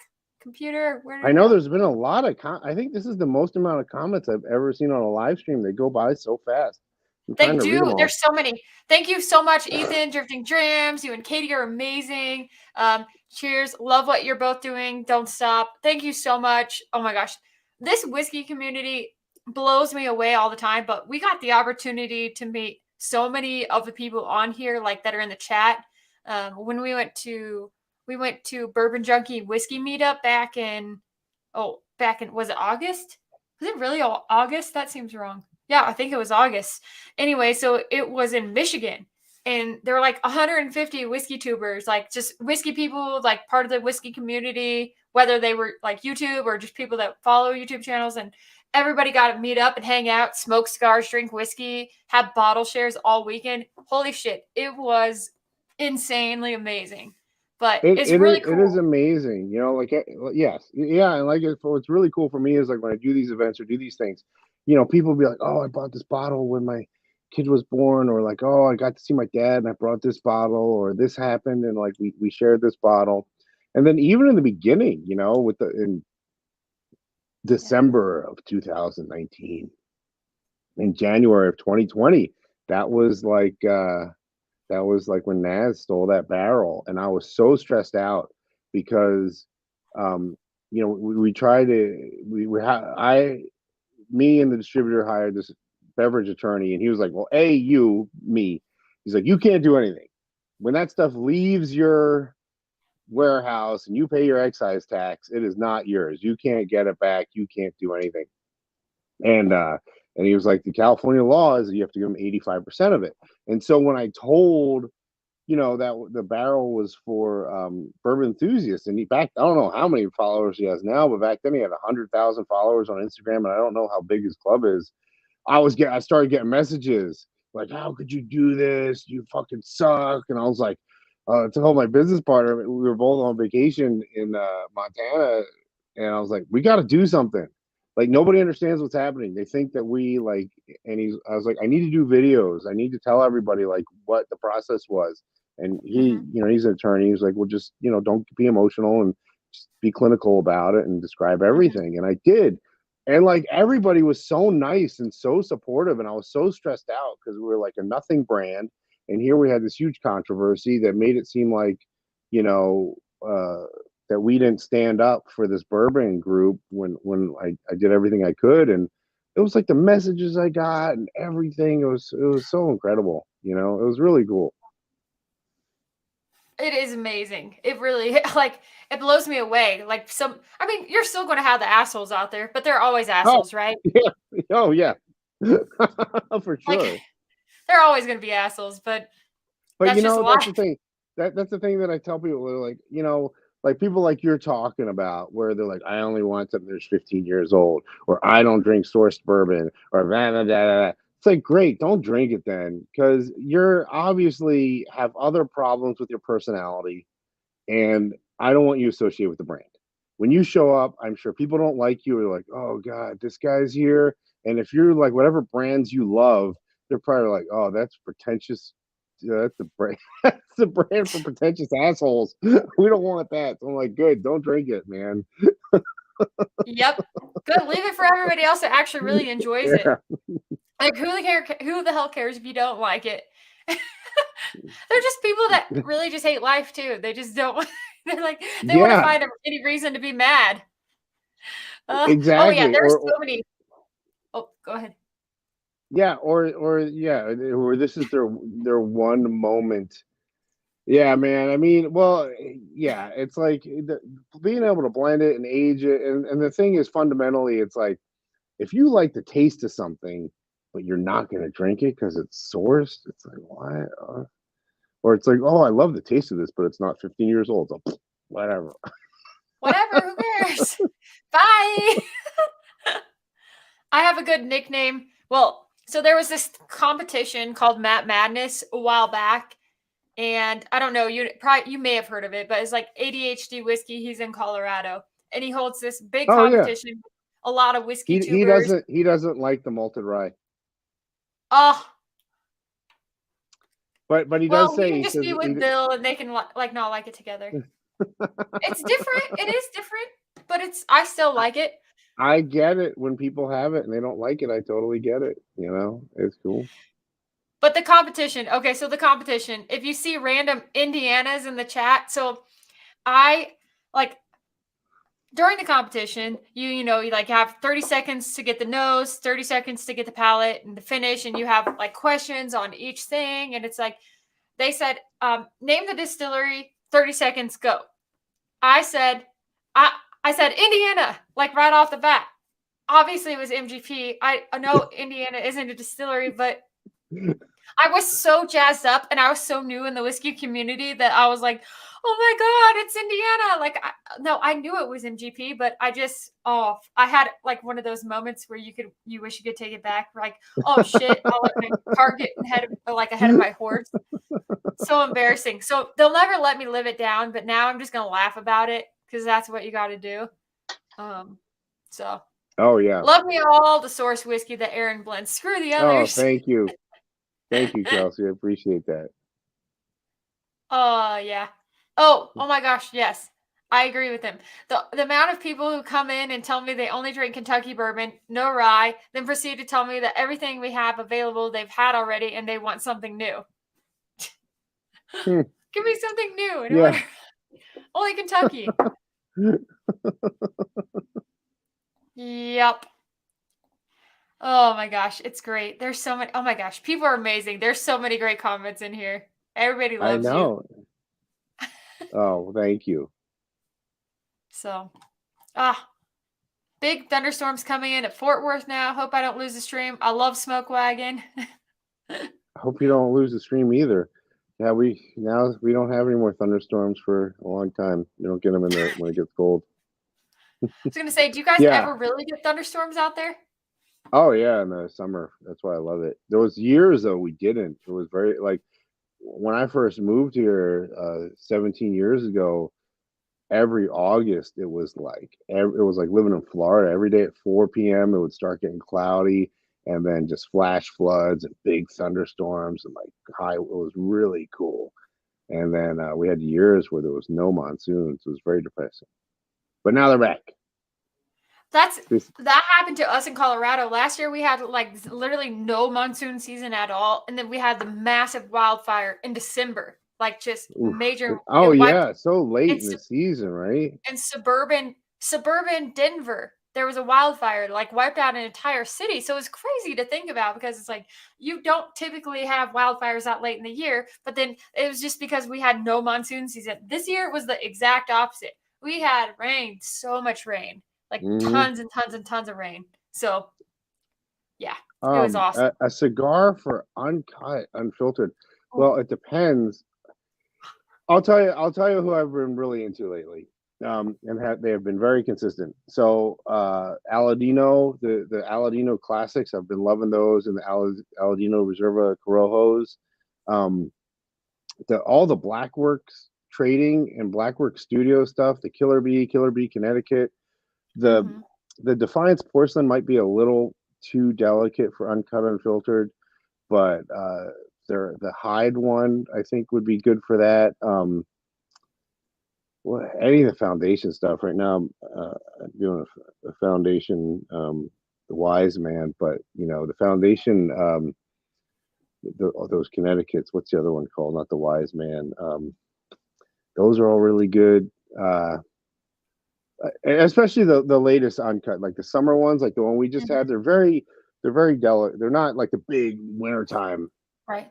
When the big wintertime ones come, then we'll have to talk. We'll have to revisit that and kind of like figure out which ones are big enough, because there's so many. Like the funny thing is, like, there's so many cigars that when I do those winter batches and they're so earthy and such big pepper and rye spice that so many cigars just taste like air next to them. They can't stand up. I don't think that was helpful because I just mentioned like 20 different cigars.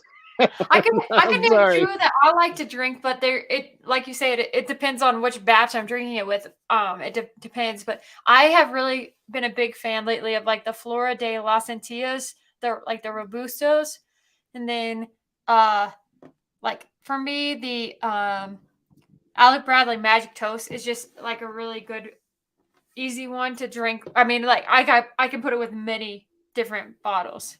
I'm still learning on how to pair my cigar perfectly with my whiskey, but when I do get a good one, I'm like, oh damn, that's perfect. Like I gotta write that down, and then so it's just a process of elimination for me. Oh, helicopter! They're going. That's going to the hospital. I live I live in what's now called I think the medical district or something like that, because Oh, UNLV took over the hospital, so now it's a good hospital. my aunt and Oh, uncle lived. cheers, cheers, They lived Vicky. way out there, off the strip. I want to think where it was. I don't know. They lived out there for years. Um, so I grew up going to Vegas. People ask me like, "Oh, you ever been to Vegas?" I'm like, "Yeah." When I went to Elmo's World, and I had a umbrella that sang "Over the somewhere over the rainbow," but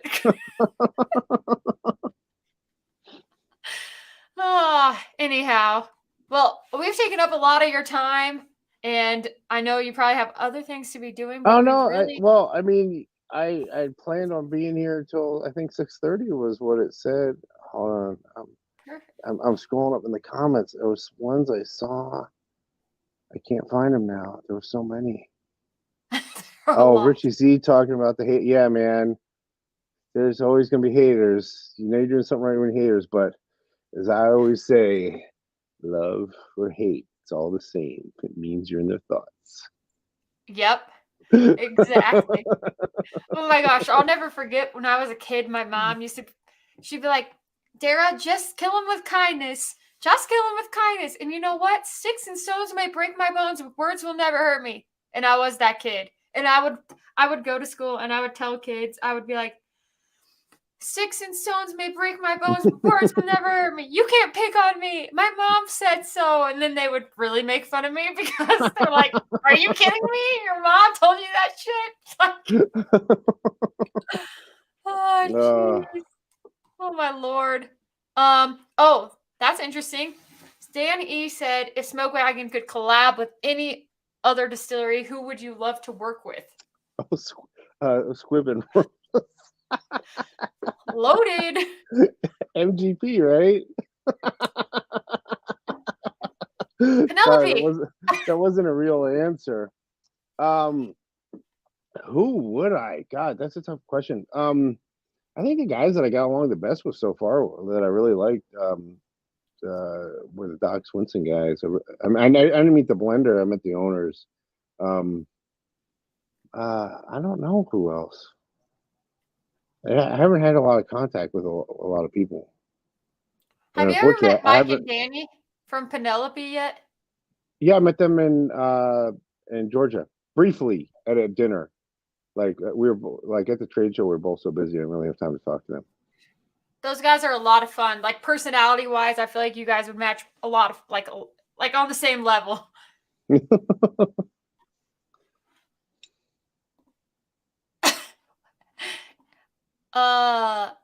When can you go to Vegas? So you were talking about that earlier. I'm You hoping said it's like still gonna be a while.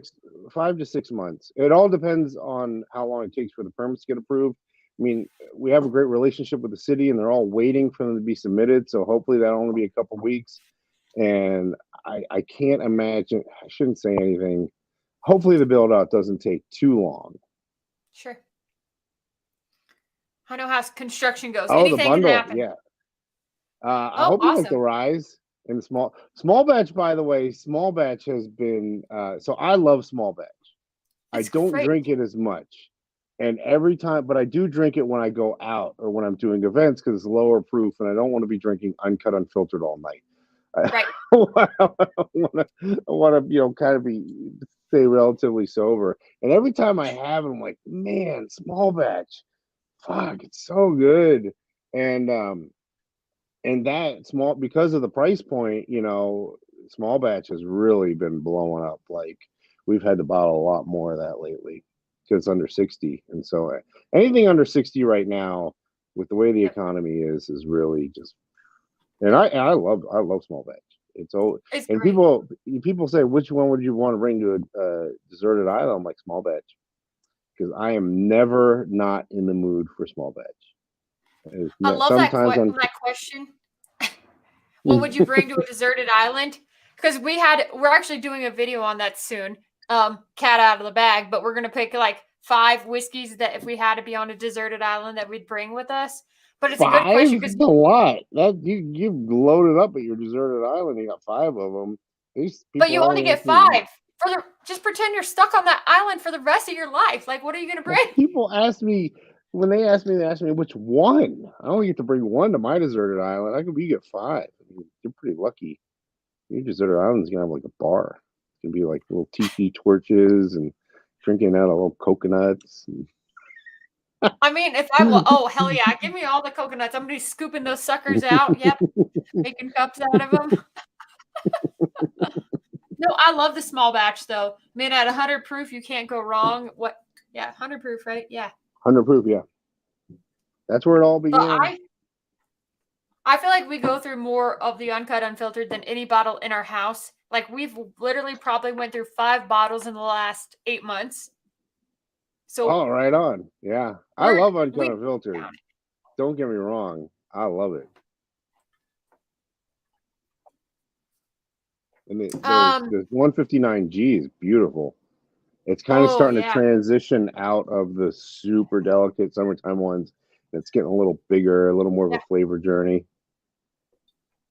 That's my jam. I like oh no, I love delicate, but give me the bigger the better or like the more oak too. I like the more I'm the one that would chew on the oak if I could. Right. I'm the weirdo that's like, "Oh, age doesn't matter." Like my favorite bottle probably ever on a shelf is like a Rhetoric 22. So I like that It's wildness. just tough here. Like when it's super hot, just drinking those big earthy, spicy ones. It's not. I like that's the thing. Like I've summertime batches are perfectly fine in the winter. They're just a little too soft. Uh, Mhm. Wintertime ones in the summer, I'm just like, no, this is not what I It's too want. much. It's too much, Yeah. especially sitting outside for a while and the heat's up in the glass. Plans for Nebraska, we have plans for everywhere. It's just, we just got to get, really starting in June. That's when all the planning starts to come to fruition. I think 5,000 barrels turn 4 years old in June. And then every month after that, it just keeps going and going and going. And so that's when we can really start expanding, at least with straight and uncut the younger. I mean, small batch and uncut have old juice in them. So it's gonna be harder. Oh, thanks, man. I really appreciate that. That's a This very nice smells comment. it is such a nice comment. Okay, I just got like a hardcore I was just sitting here for a while and then I went back to I'm it. I gonna don't know if it's because I probably poured some things in this glass and everything, but I just smell like an Oaky Three Musketeer bar. I've had a go Three for Musketeers in forever, but like that creaminess, that delicateness of like a Three Musketeer. Oh Dang, yeah. smells like a Oh, candy bar. I had to go to the pharmacy today and walking past all the Halloween displays. I was like running the gauntlet. I wanted all the treats. Are you dressing up for Halloween this year? Probably not. I haven't dressed up in a while. I used to dress up every year when I went to the bars. Nice.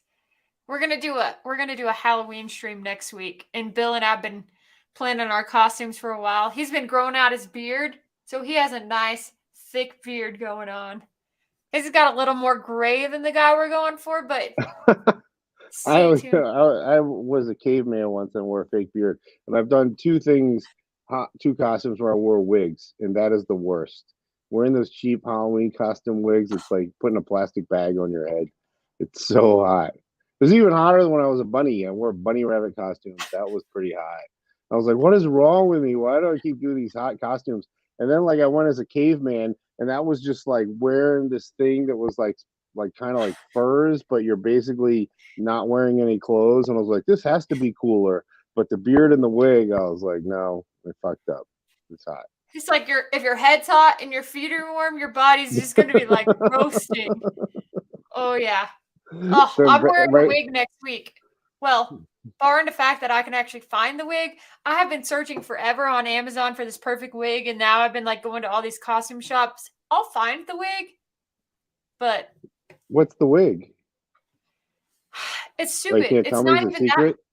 It's not okay. Well, we can talk about the wig. It's not even that much different than my regular hair, but it's going to be more like a redhead, and I'm obviously Okay. a blonde, and it's going to be a lot shorter. So about this length, a little more bang going on.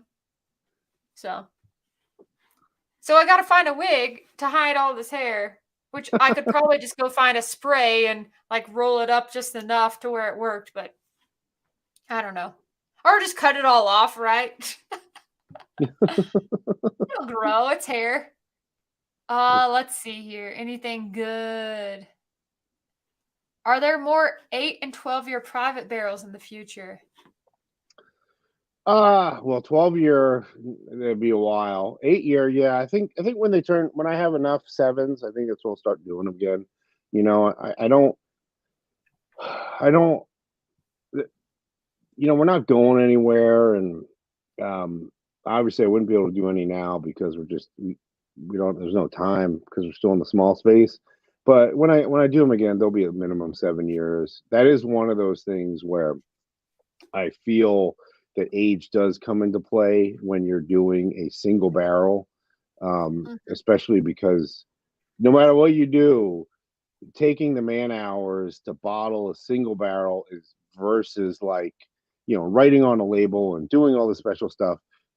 It's going to cost money. And so for me, I think that I want to be at least 7 years old because that's the youngest we've ever done.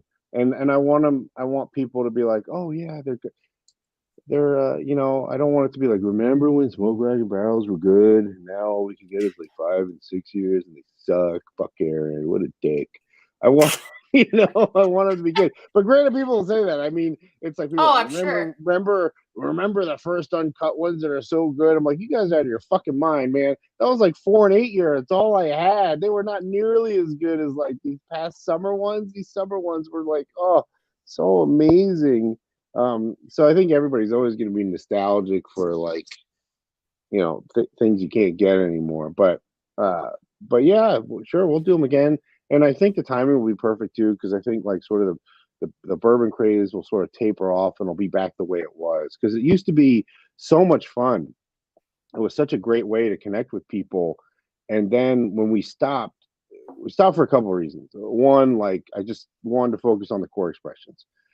Two, um, I didn't want to sacrifice the quality of uncut and small batch because we were blowing through old barrels for barrel picks. Because you got to remember, like, I don't know anybody that was doing as many barrel picks as we were. I mean, those Yeah. 8 years, I think I did 300 of them of the 8 year alone, not including the 12 years when we were doing the 12 years.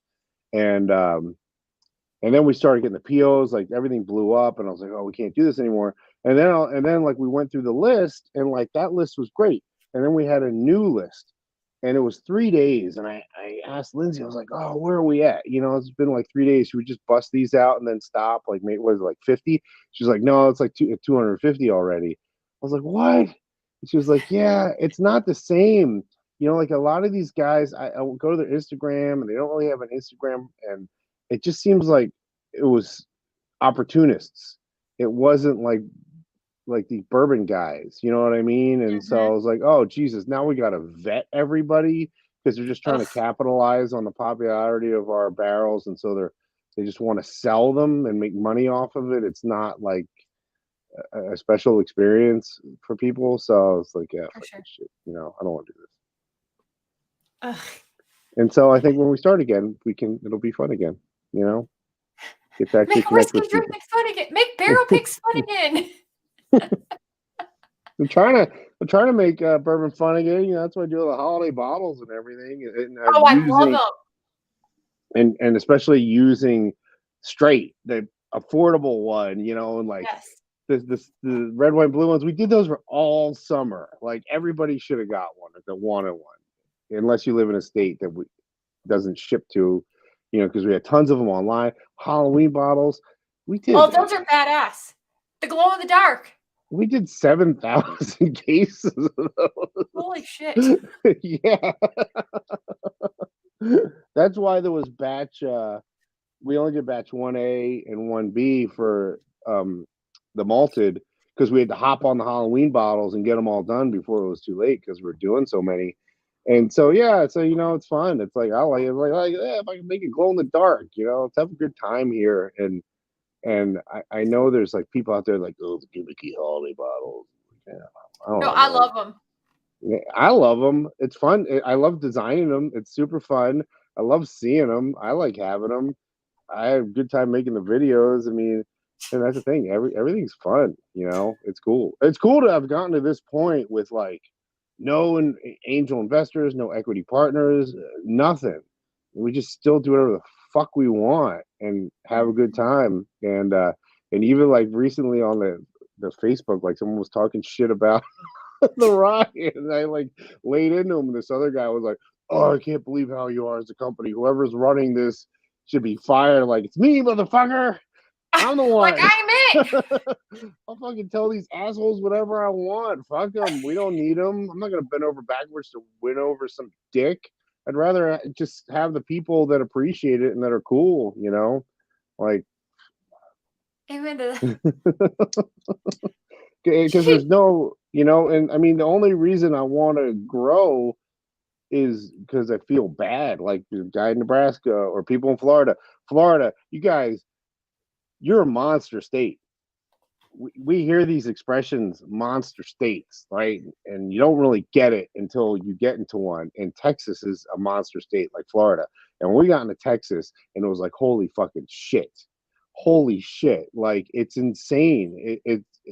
The and I had like the buyer for Specs fly out to talk to me, and he's like, man, you know, my store alone is we're probably at like 10% of demand.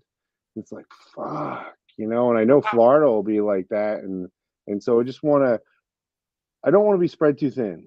And again, it's Right. kind of like the barrel picks, like we're not going anywhere. And so when I come to these states, I want to be ready, and I want it like, I don't want it to be a frustrating negative experience. And I don't want to pull from the states that we're in who already aren't getting enough. You know, I want everything to be positive. So yeah.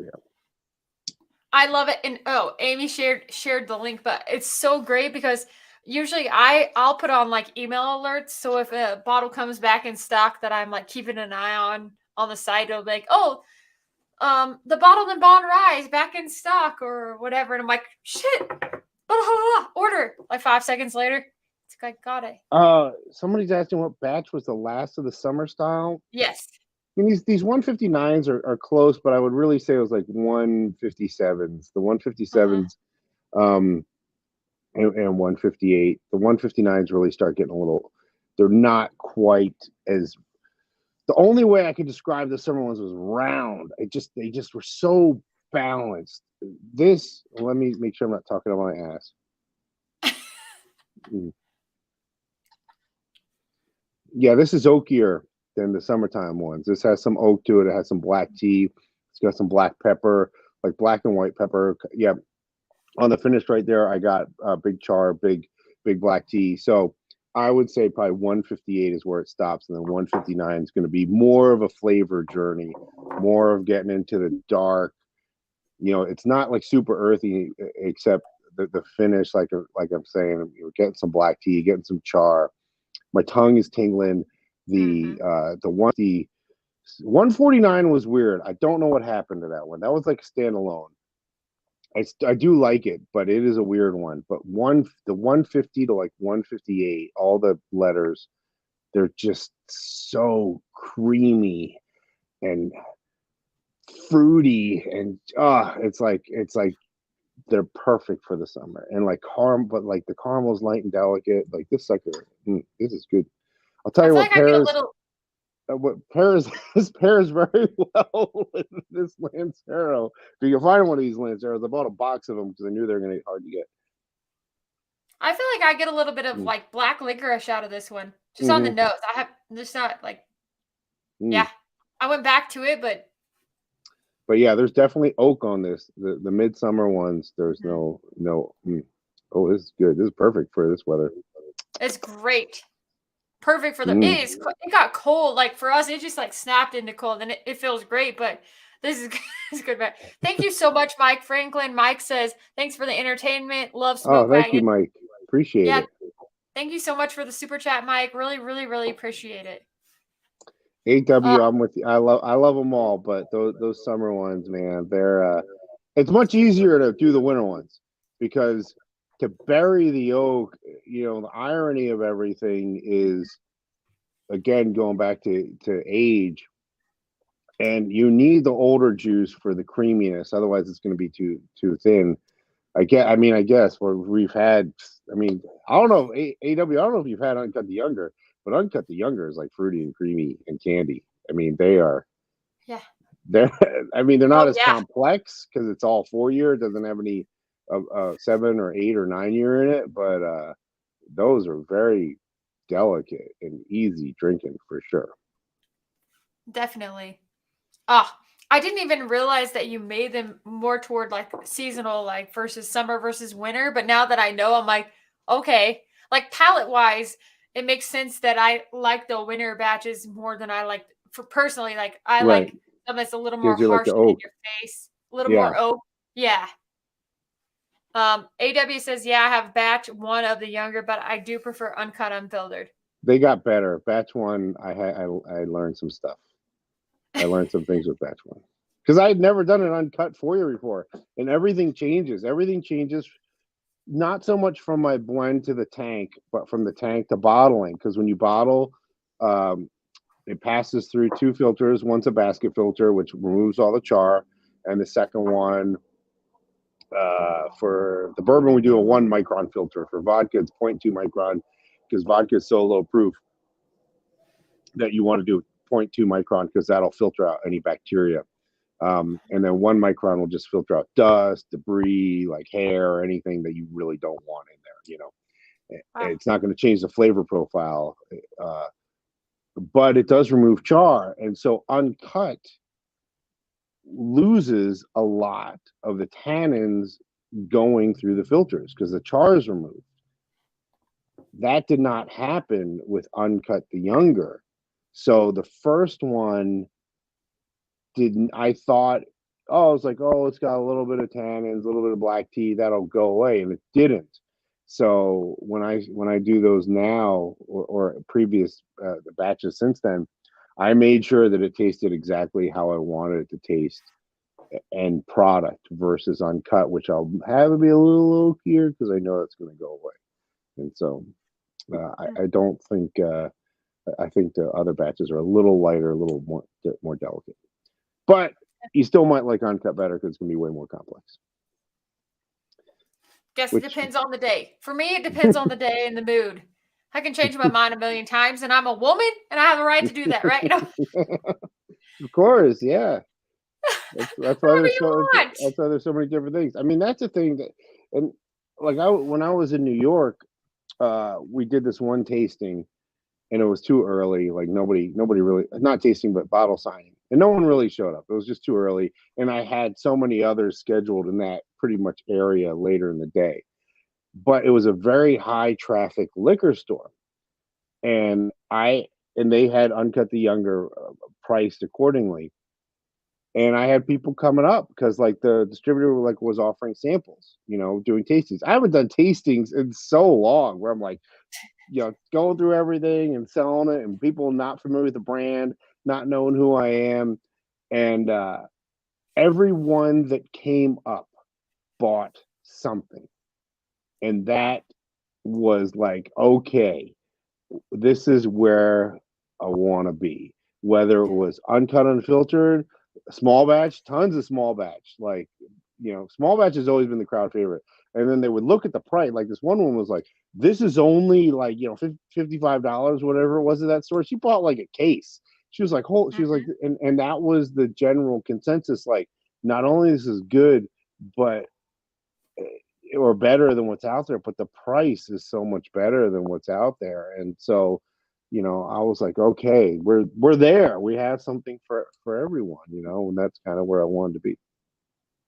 Totally agree with you. And I think that's so true with all of my whiskey friends too. Like I'll be somewhere and they'll be like, oh man, you tried uncut, unfiltered? Have you tried uncut the younger? Have you tried the small batch? Have you, like people are into it. Like, especially in Yeah. Colorado, people like Colorado is a huge smoke wagon, like fan base. Huge. Yeah, and they had to talk me into going to Colorado because I figured that nobody would want it because it's MGP source juice, and I was like, oh, Colorado's got such a huge craft following. I don't think that they'll like Mm. us, and it was it was another one of those states where think we did like 4,000 cases of sales in like 2 days. I was like, what is happening? Because like all these states we got into, that's why we're only in 13 states.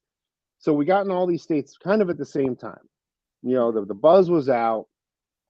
Uh, made all these arrangements between March and like June of 2020 during COVID, and everything was like, "What do you expect?" I was like, "I have no expectations." I was like, and I had to get talked into all these states because I was like, "We don't have the money for brand ambassadors or sales reps or anything." So I don't want to. Me coming from the industry, I was like, I don't want to go somewhere and die.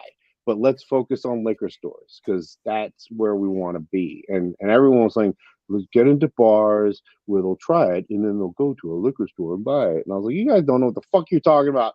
I've owned bars now for like, at that point it was 15 years. Because like it's all 21 to 25 years olds. And I was like, and all the tastings and everything I do in liquor stores, and most liquor stores have a tasting license now, and you have all these like for me now, kids, right? There's all these kids working in these Yep. liquor stores, like 21 to 30, and they're Oh into yeah. bourbon and they're into this stuff. And it's like record stores in the 80s. And so you can't, there's stuff that you can't hear on the radio or there was no internet. And so you go to these liquor stores and these kids are like pushing these brands that they are into and nobody's going there because they're going to the bars and like I'm showing up and talking to them and they're like no one spends time with us. I'm like you guys are like very important, you're very Yeah. people, everyone should be talking to you, you're like making shit happen. A bartender when they're slammed is not going to have time to explain something. A person going to a liquor store like hey, I want to try something new, I want to try something and so I don't know what started this tangent, but yeah, so that it was oh yeah, talking about Colorado. But yeah, so I was like, let's get in the liquor stores and just focus on liquor stores. And we were supposed to do like 900 cases a year in all these states, each state. And every state we did like 4,000 cases in like the first 2 days. And I was like, what the fuck is happening? And now it was just like me, Lindsay, and one other person. And I was like, we need to hire people and get new equipment and fuck. Oh, Lindsay's amazing, by the way. Oh my, she's such a nice person. Lindsay is amazing. She's really originally she was like admin and now she's like on her way to being like the COO. She's like crushing it. She's That's fucking awesome. amazing. Yeah. That's so cool that you do that too. That is awesome. Like just I love it. Oh yeah. Everybody, everybody that works for me, even the bottlers, they all benefit from the fact that we don't have a sales team or marketing budget or anything, and they all financially benefit from the fact that we don't have the expenses normally associated with this stuff. And it's an amazing crew, and they're very, especially the bottling guys. It's like like two guys used to be my door guys, so they're huge, and they're very intense and like and everybody's like really like wants to do well, wants to bottle a lot, and wants to crush it. And like if you come in and you're not going to perform, you get weeded out. Like, see ya. Yeah, equipment It's wise too. If we get a new piece of equipment and it can't keep up with what they want to do because like it's automated and it's too yeah. slow, it's like we get rid of it. And like people are like, no one's ever returned this before. I'm like, well, It didn't they work. it wasn't fast enough for them. They were waiting on the equipment. Oh god, that's funny. This is hilarious, and this is a really terrible comparison. But thinking about the bourbon boom with college kids right now makes me think of like when Four Loco went crazy when I was in college. Like it's the same idea, but it's much better long term, right? Like bourbon is Yeah. much more sustainable than Four Loco, which really fizzled out after 6 months. Well, I think bourbon's much more sustainable even than craft beer. For me in Yeah, college in the 80s and 90s, mainly 90s, it was you know I think we're all trying to get like good beer at the parties and stuff, and right. because bourbon has to age and there's so many components to it that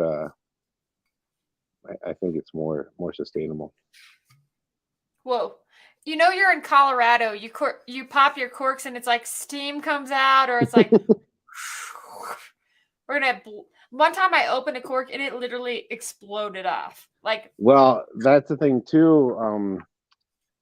So we let everything sit a minimum of 24 hours before we bottle it to make sure there's no micro bubbles. And then we're at altitude here, not Colorado altitude, but we're 2,500 feet. So people like open their corks in like New York and like, I'm gonna get a cork pop. Like, yeah, dude, you're like 50 feet above sea level, so it's like greater pressure than when it's bottled at, and right? there's no micro bubbles, so so that cuts down on internal pressure. So I'm sorry there was no cork pop, No, but so you're gonna get it. I get it. I get it so much sometimes they like literally shoot off the top and then there's like smoke that rolls out of the top of it. I'm like, yeah, you call this smoke wagon. It's literally smoking out the top of my bottle. Oh, jeez. Have a good night, Dom. Take care. Aaron says, come to Oklahoma. Been wanting to try some smoke wagon. Just jump across the border. Well, wait, are you in Kansas? No, we're not in Kansas. Not in Kansas. No, Maybe, we're only come to in New Colorado. York, New Jersey, Illinois, Wisconsin now, Kentucky, um, Tennessee, Georgia, Texas, Arizona, California. I'm trying to think where else. But it's crazy too, because like when people are like, "Oh, has anybody tried to buy you out?" I'm like, "No." I'm like, they don't get it, like because if you look at us from the outside, we're only in 13 states. It's always out of stock. So it just looks like we're this weird little culty brand. Nobody knows like how much we send to these states, like the insane amount we send to these states, and how it just is never enough. Our pleasure. Thank you. Yes, thank you so much, Tori. I guess it's kind of winding down. Does anybody have any questions before we get out of here? Yeah. This crowd, it's so funny because I have part of the crowd that's like super far East Coast. So, it's much later. It's like almost 10 o'clock East Coast time. And then like us, who are like, it's 6, 7 o'clock. Like everybody's just getting to dinner or relaxing or watching football. So We are on the Virginia ABC website, the Virginia special order. I don't know how that works. I know they're very slow, the state of Virginia. yeah, Yeah. ABC states. Yep. And then North Carolina, I think we're back on special order. We weren't able to keep up with all the special orders, and so they were like, no more special orders till all the old orders are fulfilled. And that's the thing about state-controlled states. People are like, when are you going to go to Ohio? It's like, Ohio, like those states like that are last, because you cannot have every SKU be allocated or they'll fine you and then they kick you out. So you have to make sure you can keep up with Probably similar in Utah too, right? Yes. Utah is wild. We went there for Midwinter Night Dram release. Like we spent the weekend in Utah, and that was my first time there. And just seeing like the state-run liquor stores, like I just wanted to get cold beer at one point, and there's literally like one or two liquor stores in the entire state that sell cold beer. Yeah, and then everything's going to be more expensive, because like it's very rare that you just deal directly with the state. You're probably going to have to get a distributor. Well, in most states that aren't state-controlled state, you sell to the distributor, and then they mark it up to the retailer. In a state-controlled state, you're selling to the state what you'd sell to a distributor for, and then it gets marked up to the retailer. But then the distributor is taking like 5-10% on top of that, and so it's like, yeah. Batch 59. That's so long ago. I don't know what that. I've seen people say like, "Oh, batch number 9 was my favorite." I'm like, "Holy shit!" Like 2 years ago, right? 3 years ago. Batch 9 was probably 3 years ago. Yeah. I have no idea. Yeah, I don't know what batch 59 is. I'd have to go back and look. I'm gonna say shit. When last summer was the 90s, those are the clear bottles, the 80s and 90s. I think it started at 75 and ended at 95. That was before I was doing the letters because pretty much every batch was totally different. Any Ooh, just do it by taste, man. That's all I did when I got started. I mean, it took me forever. Like I go back and look at my initial. I took pictures of the process of the first small batch I ever did. It took me 3 days, and all I had was 8 year and 4 year. That was it. One location of 8 year, and one location of 4 years. Still took me 3 days. Um, you know, I would say that for me, like it just depends on how many tanks I'm working with. But if I can't do it in 4 days in 4 or 5 tries, I'll come back the next day because it starts affecting you emotionally. And spit it out. yeah. Don't drink it because nothing can hide when you spit it out flavor wise.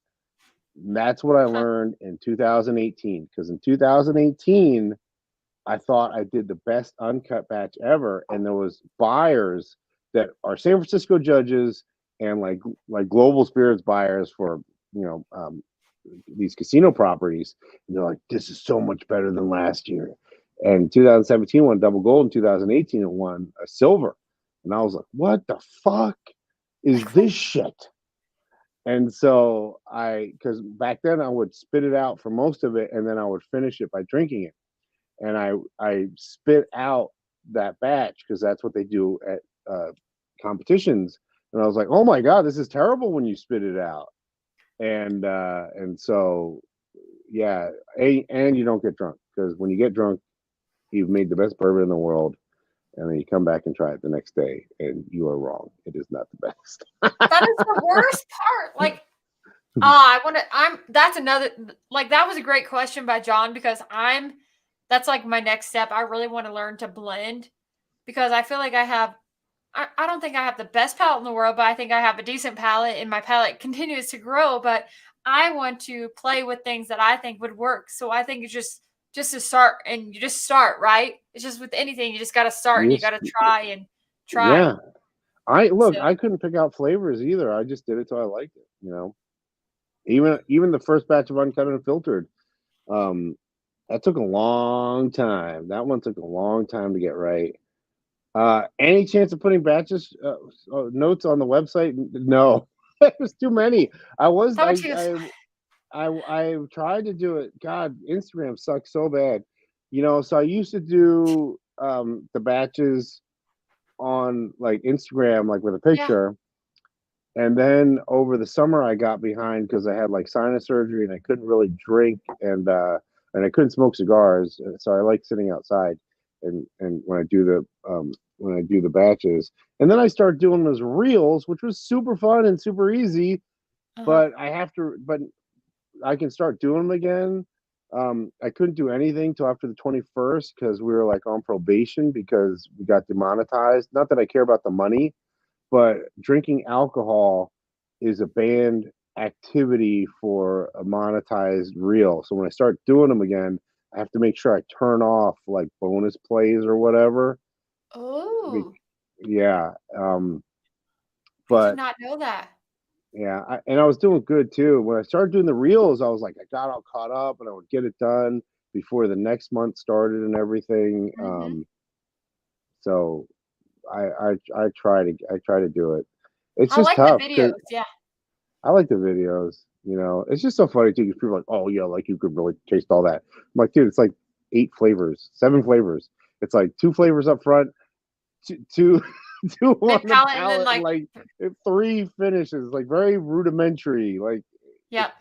I'm not trying to get crazy. I'm just trying to give people an idea because I know what people want to know. They want to know if there's any oak. They want to know if there's spice because Yep. those are the polarizing things: oak and spice. If it's got any oak, some people it's going to be too bitter for some Right. people, and if it has any spice, some people want a little softer, a little more gentle. And so that's all I try to talk about, or like whether it's Too fruit or sweet. candy, because Yep. usually it's usually not both. It's either fruit forward or you're getting like brown sugar and caramel and things like that. And A lot of people ask me, like, is it too sweet or is it too spicy? I have a lot of people that are like, I love spice. Other people that don't love spice. And then the oaky thing, like you said, is it oaky or is it not oaky? Am I getting more fruit or am I getting more like like candy? Yeah, totally. That's what yeah, I get.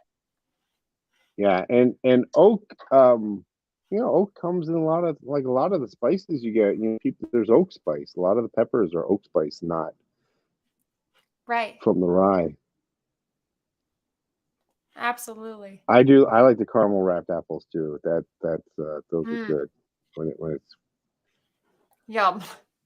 Now I'm yeah. hungry. I'm like, oh my gosh, I'm hungry. Yeah, I haven't had dinner yet. Well, I The think caramel. we'll let you wrap it up. We'll let you get to your dinner because Oh, it thank seems you. kind of like, Well, I want to make sure we got everybody's questions and all yeah, that. yeah, yeah, for sure. I know that's why people. One of the reasons to watch a live or be part of a live is the interaction. We can watch a video, and so I just want to make sure that everybody who's on got their questions answered. And thank you for all the compliments. And I would say batch 114. That is probably winter time because 90 was in September. I remember the 90s were in September. I was drinking them on the beach in Florida. I remember Mm. that. I crushed a whole bottle with my family, my cousins. And that was like, I remember somebody like wrote, like, they didn't like batch 92 or so. I was like, you're insane. That is so accessible. That was so delicious. I want to say like my favorite was probably like 127, at least from what I had. I want to say it's 127. I don't know. I I don't know. I don't know which There's so many. I feel like that I was didn't like last year, last winter, maybe. I don't that was know. last winter for sure. Yeah, because Yeah. when I started trying to do them again, I was at like 125 and it had already started getting warm. And I was like, I am not going back and doing all these wintertime batches in the summer. They just are not good for me in Like the forget it. summer. I'm done. Yeah, I like had it. I was like, oh, it's hot. This is too much. I was like, I want something refreshing and lighter. I was like, oh, we'll come back to these. 112. That is the best comment I get on videos if I do any uncut, unfiltered video. People are like, "What batch is it? What batch? Like, where are you at? Like, what are you thinking?" I'm like, "Oh, damn." Like, if I review this, it's like this one single solitary batch. Like, oh my god, there's so many other ones. People are gonna be. I I know, yeah, it is tough. And that's the thing. Like people are like, you can put batch numbers on uncut the young. I'm like, you want it to be affordable, you want a batch number. And I really don't think affordable. batch numbers are, because that I am now. Now that I figure out where I want it to be, I am trying to achieve a specific flavor profile the way I do a small batch. Now, granted, they're never going to be exactly the same because we don't chill filter, we don't charcoal filter. That is the only way to really get true consistency, even if you're blending on a large scale, which we don't have the ability to do. And like for me, like cigars, I don't expect every cigar to taste exactly the same, but I kind of know the like the overall profile. And Sure.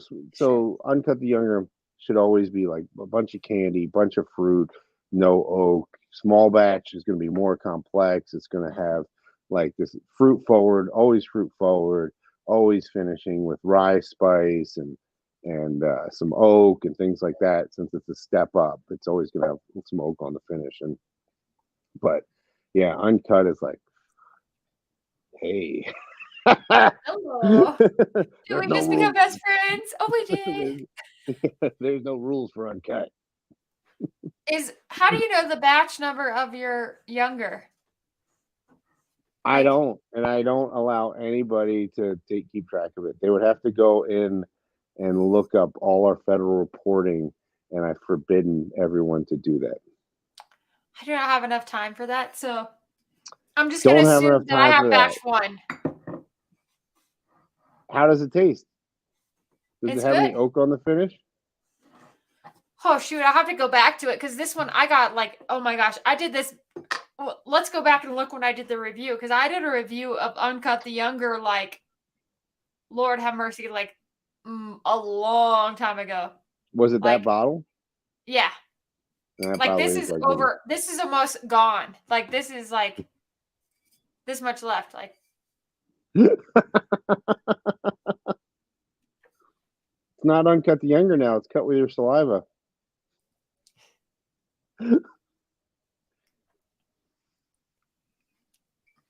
it's like a it does have a little little bit of oak on the finish. That would It's be a the little first bit of batch. Then. oak, but like cream soda, Yeah. oaky, like I don't know how you tell, but I'll tell you when I did the review because I got it early. So, well, not early, but I feel like Colorado got it pretty early compared to some people. And I'll do my reviews really fast when I get a bottle. So I did this back. Okay, let's look. We need the Jeopardy music, like do do do do do do.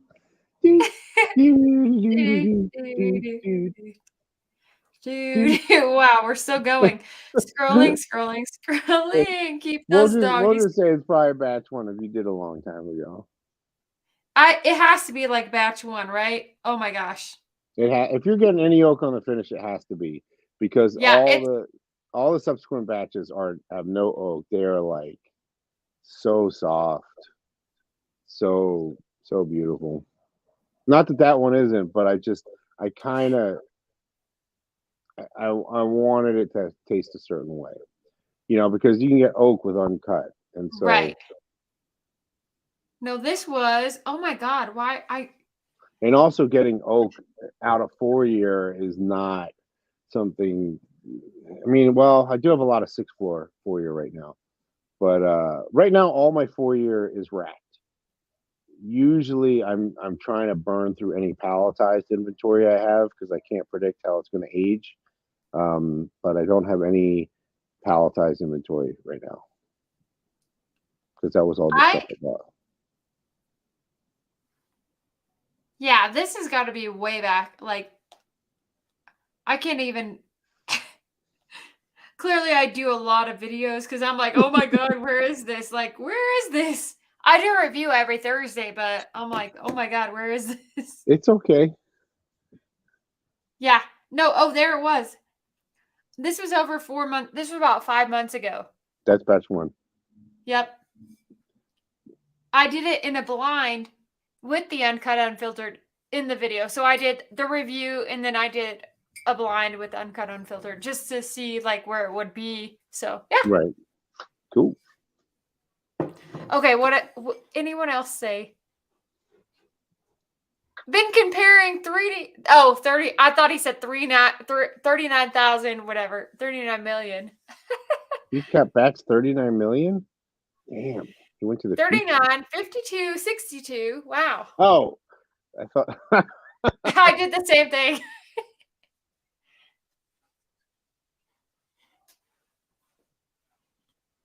Fly.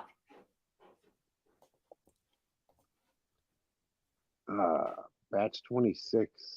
Batch 26. Is that the one that was supposed to be rare and limited? I can't remember now. Shoot, I don't know.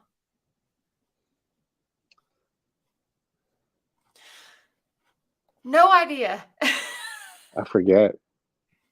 I just remember batch 23 we set aside because I was like, that one needs a sticker so that everybody knows because it was fucking ridiculous. That was like the biggest flavor journey of all the batches. 26 was? 23. 23. I'm writing that down. I'm going to go hunt for it. All right, guys. Anybody else have any good questions to ask? Any final thoughts? I'm going to cut you off. You're like, this is closing time. It's Not closing you. time. Like the people. It's okay. Yeah, 23 is man. the GOAT. Yeah, 23 is. I tried to repeat it for 24 and I could not get that flavor profile. I even did the same exact blend, but just sometimes, even when you're not adding water, they're all these different vintages and floors are, different proof, and so just combining every time you marry these together, it creates a chemical reaction, and it's just something special happened with 23, and I couldn't repeat it, and that sucker was such an insane flavor journey. It mellowed out a little over time in the bottle, and that's also batch 23. Oh, thank you. I'm glad you had a good time. But batch 23 is where I discovered that neck pores do not exist. I've because heard so many things. no, it's all bullshit. Because I had 220. First of all, eh, whether it's a piston system, I mean, I guess some smaller guys use gravity fed bottle fillers, so you're not really introducing that much water. But ours is pumped in. It's like, I mean, sorry, that much air. It's very aerated. Piston systems are very aerated. You're getting air in the bottle. Um, but I tried batch 23. Like I came back to it, and I was like, oh, I guess the neck pour was what was so intense. But then I had an unopened batch of, of 23, and I poured it, and it tastes identical to my open bottle. They had changed the same over time, so I was able Wow. to do a true experiment where I took one bottle that was unopened and one bottle that I had multiple times, and they both had changed identically over time in the bottle. That's amazing because I'll believe science. Like if you tell me this is the science and this is what I tried and this is what it happened, like I'm in for it.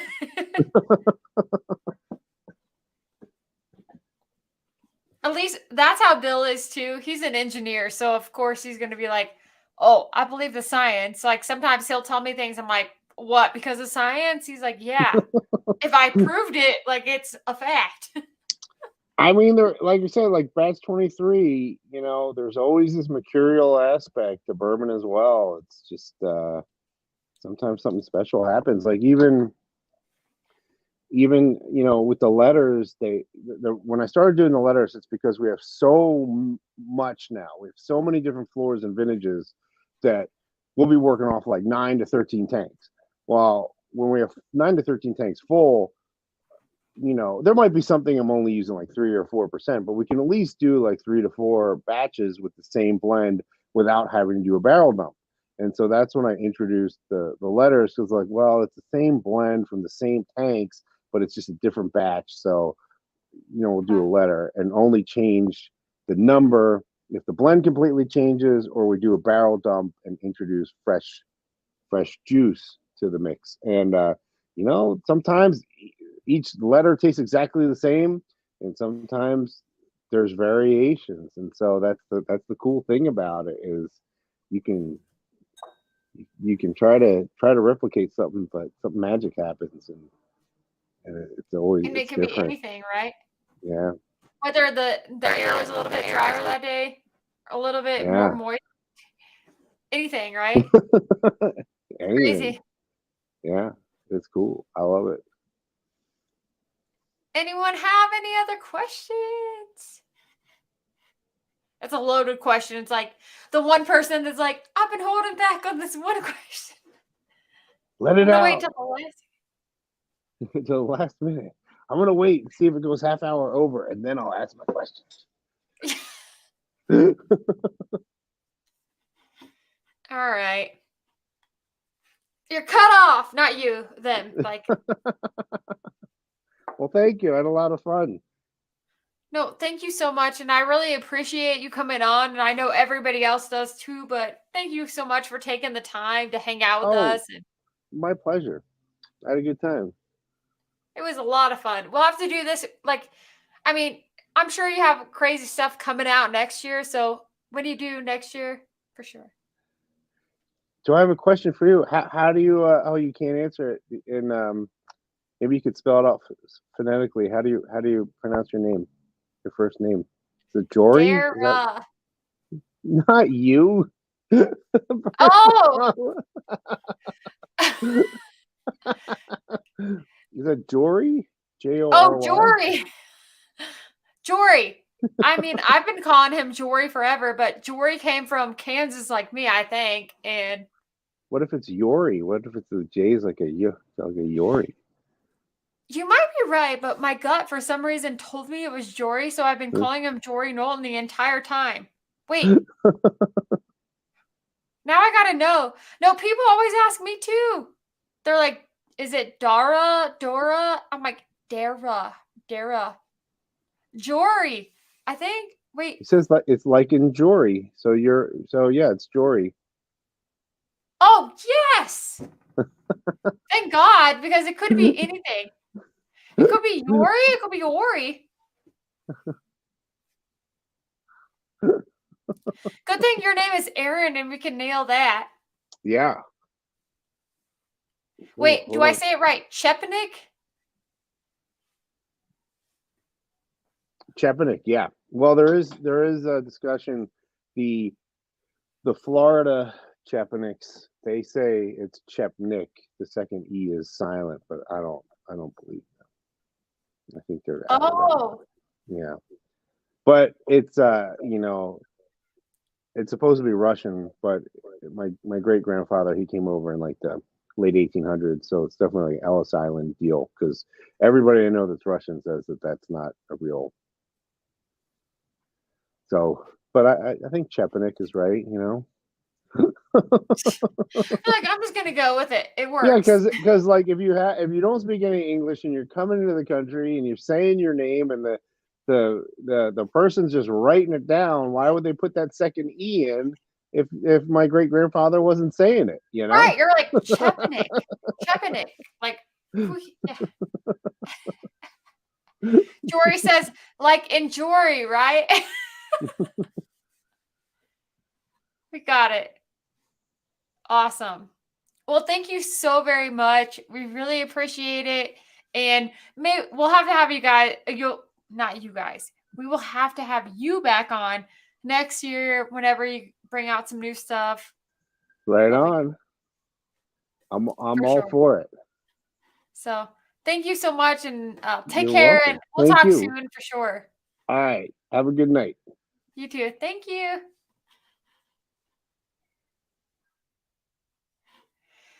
All right, y'all. That was so much fun. Like Aaron is amazing. So what a fun stream. Probably going to wrap it up, but I just want to thank you guys all for asking great questions. It was a really fun stream. Thank you, Colt 45. I mean, there were so many great questions. Aaron is so much fun. So, yeah.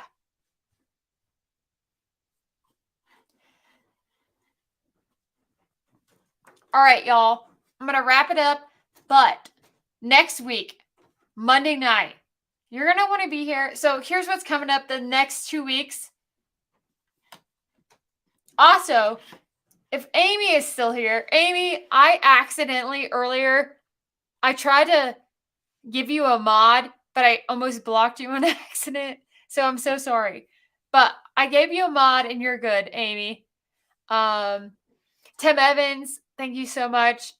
Dustin, Tim, Mark, Jeff, thank you, thank you, thank you. Okay, so next Monday night is Halloween.